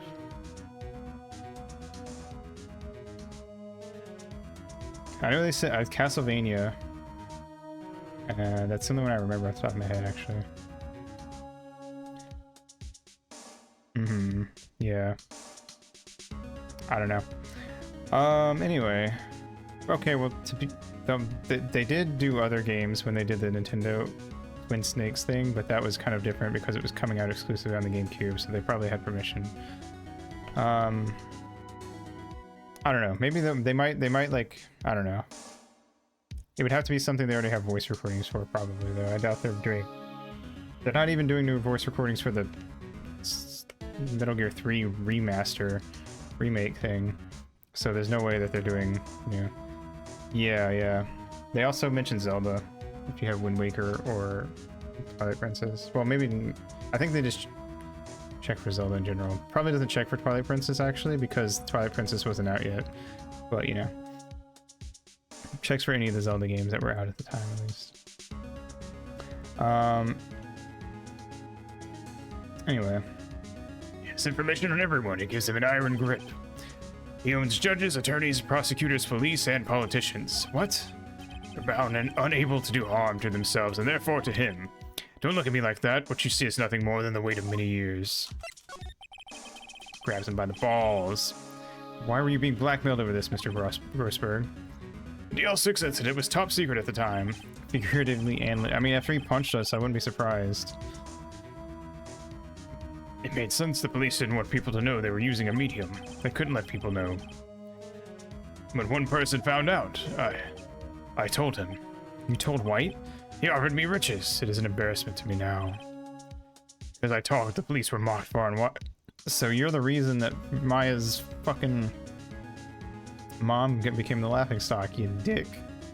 All the more reason you should be helping me solve this case.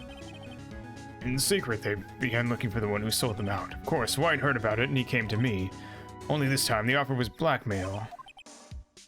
I see. White controls the law of this country as he sees fit, yet if you would still challenge him, have a close look in Mia's office. Mia's office? She followed his every move for years. She may have recorded something of what she found. What is the DL6 incident? DL6 is nothing more than the sorting code the police gave the case. It was 15 years ago now. I received a request from a medium, a spirit medium. A medium? Her name was Misty Fey. Indeed, she was Mia's mother. She had been investigating a murder at the bequest of the police, and she failed. As a result, the police called her a fraud. This is what Maya was talking about the other day. I did all I could for her, and in the end cleared her of wrongdoing. That murder case, however, remains unsolved to this day. That case is the DL6 incident. Alright, well, let's go to... It's funny, looking at this room, it seems so normal. Hard to imagine a murder took place here. Mr. Grossberg said there would be clues. Maybe I should have another look. Yeah. I think we're gonna get everything solved and put together during this next trial.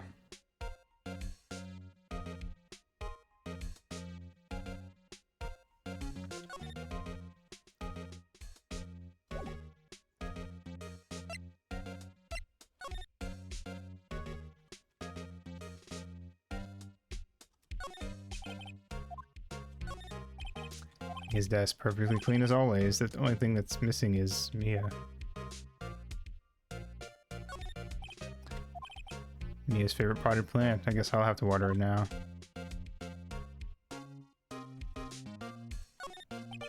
All the cases the chief ever worked on are filed here.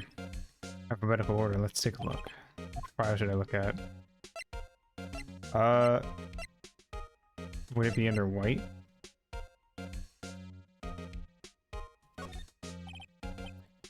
I know, W, White. The entire W section is missing. Was it taken? Oh, that son of a bitch.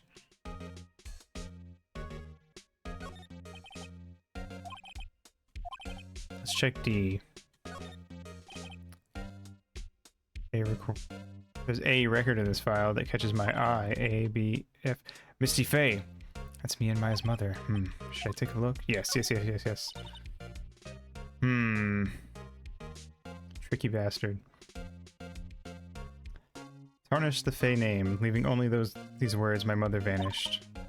I was determined to find the ones who had made my mother blame herself in this way. Using the power that runs in my family, I held an audience with the dead. Finally, the names of 2 men surfaced. One was Marvin Grossberg, a lawyer who sold my mother's information for riches. The other was the man who sold that information to the press. This parasite, who makes his fortune on threats and coercion. His name is... The record stops there. Samianu Grossberg. Let's see if there's anything in this section worth looking at. Skim. Normally flipping through a bit, I guess. The biggest parts here at the end in S. Suicide? Yeah. There's a collection of suicide reports. There's politicians, policemen. There's writing on most of these in pencil. White? This is Mia's handwriting. Wait, I get it. Mia thought he was involved in these suicides. White drove them all too. I can use these newspaper clippings. Find the most disturbing one. Ooh, fuck.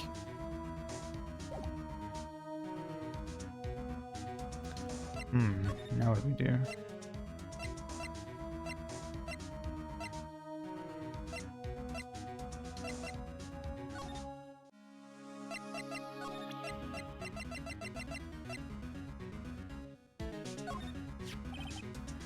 I found this in Mia's files. So she was investigating Red White, as I expected. Well, we have so many pockets. We do. A lot of room for a lot of clues. Well, if you wanted to challenge him, you could present this in court. Not a bad idea.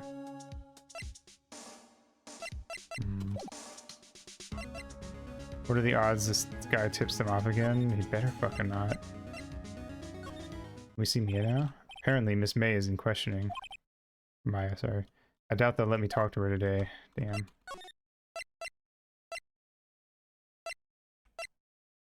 inevitable, right? I don't know if it's inevitable, but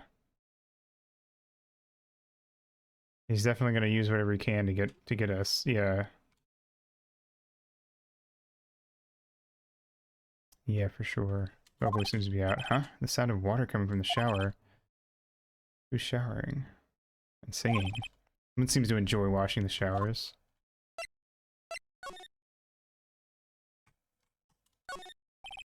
Okay, so that's expected. Not good with flower names, except maybe tulips and sunflowers. Nice weather again today. I can see the Faye & Co. law offices, of course.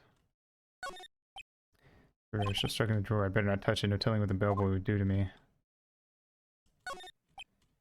Still scene painting. Wait, should that be still life? Whatever. One of those is hanging on the wall. Simple bed. It's been made recently. Nothing eye-catching here. Bottle and 2 glasses rest on the table. I better not touch them. Nothing here then. That wine is warm. It smells like piss. Go back here. Did I get everything?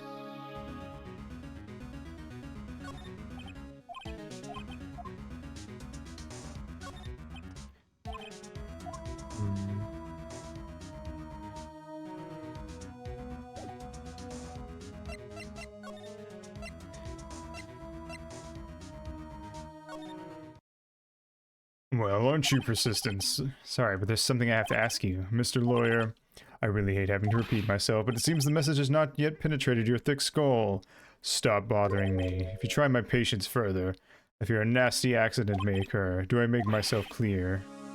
Transparent.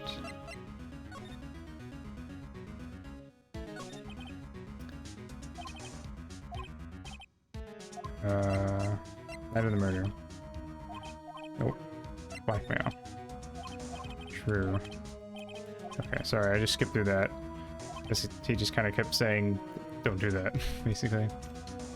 It's okay to indulge in my cosmopolitan sense of humor. I will not think less of you. Yada, yada, yada. I don't like... I think this is what we have to do, but I don't like showing this to him. Better make this count. Mr. White, see this? An article describing the suicide of a politician. He's totally gonna fucking clock us out unconscious and take it, but alright.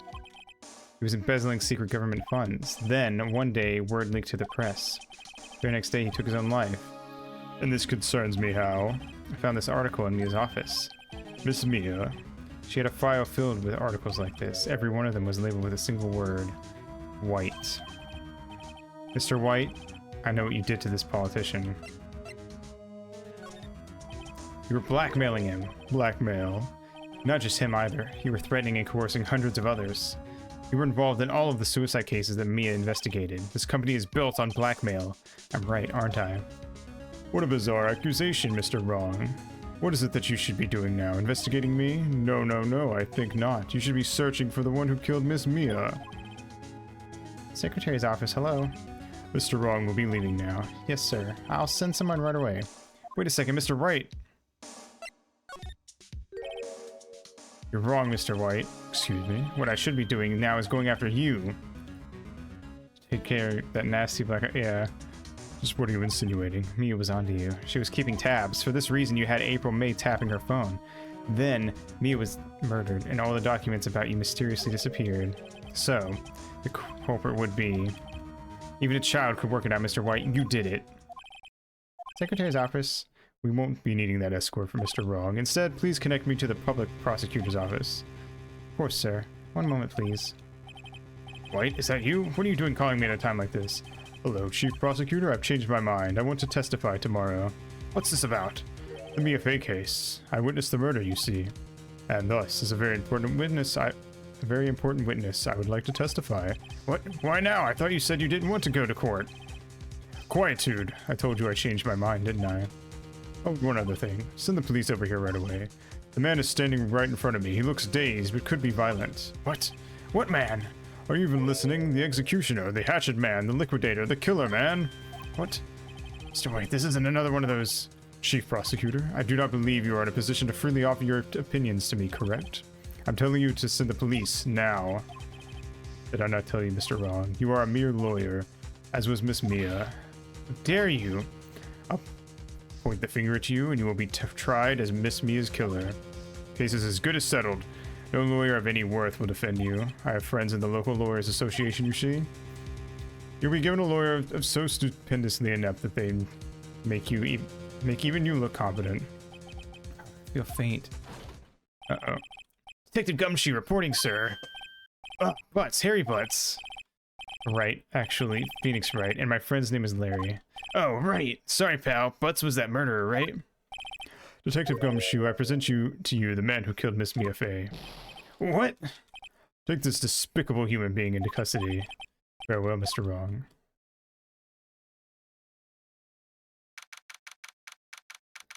November 8th, 3:37 p.m., Detention Center Visitors Room. And that's where I'm going to stop, because I don't know how much longer we got till we get to the trial. But what a fucking dick. Yeah. Well, we have to hope we can win Gumshoe over somehow. But, yeah. And thus is the beginning of this wacky journey.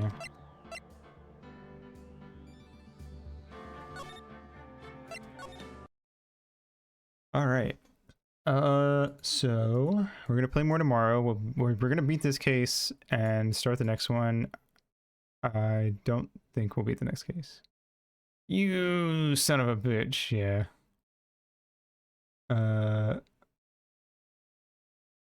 And the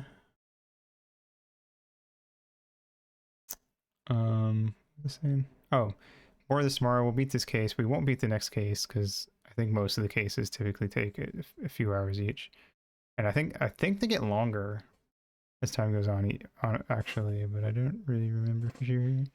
Anyway, we're gonna play more of this tomorrow and more Monday night. Tuesday we're gonna start Chow Tuesday.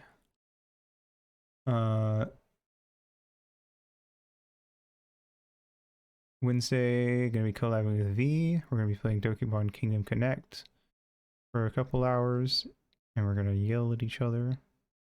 It's Chow's Day, isn't it?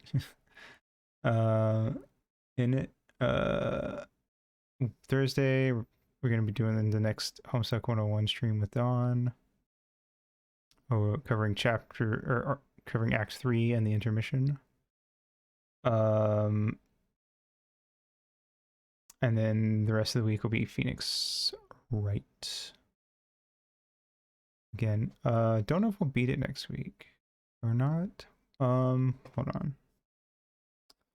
It should take me probably about 6 streams, and we got 1, 2, 3. Oh, we might beat it next Sunday actually. If not next Sunday, then that next day on Monday. The next game on the list was Kodelka. One, I'm debating maybe doing Dokapon, but I'm probably just gonna put Dokapon on the list and just wait. And when it comes up later, I'll do like an actual single player playthrough of it.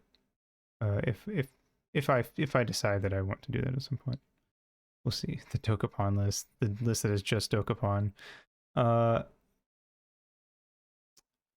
I'm also wondering about maybe moving Kodelka down because it's like a horror-esque RPG, and October's coming up. So I'm now debating maybe like waiting until like end of September, start of October to start it. I'm not sure though, because it's not like super long, and we'd probably beat it with time to spare to beat the next game.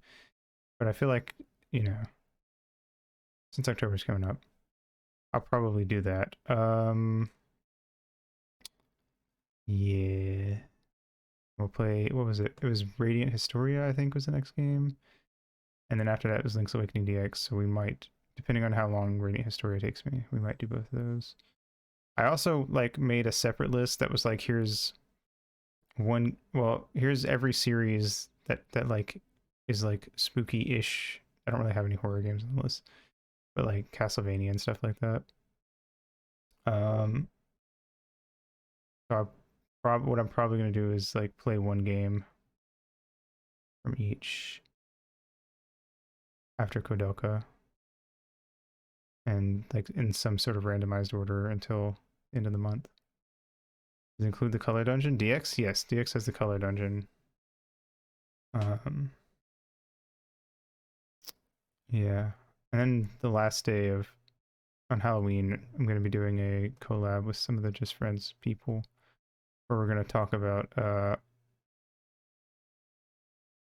games that scared us, as games that aren't horror games, but they scared us when we were kids. Anyway. Yeah, cool. Let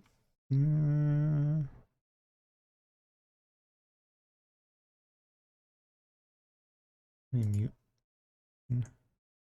Should have been looking through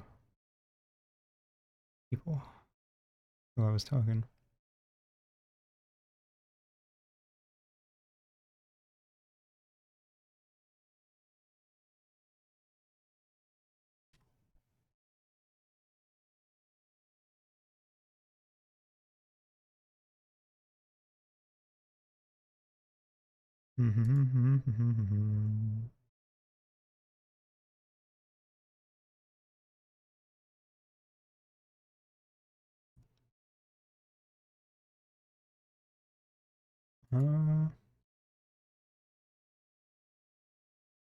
Amaya's doing a subathon, so we'll go raid them. Cool. Yep, that's it for me then. Thanks for hanging out. Have a good day.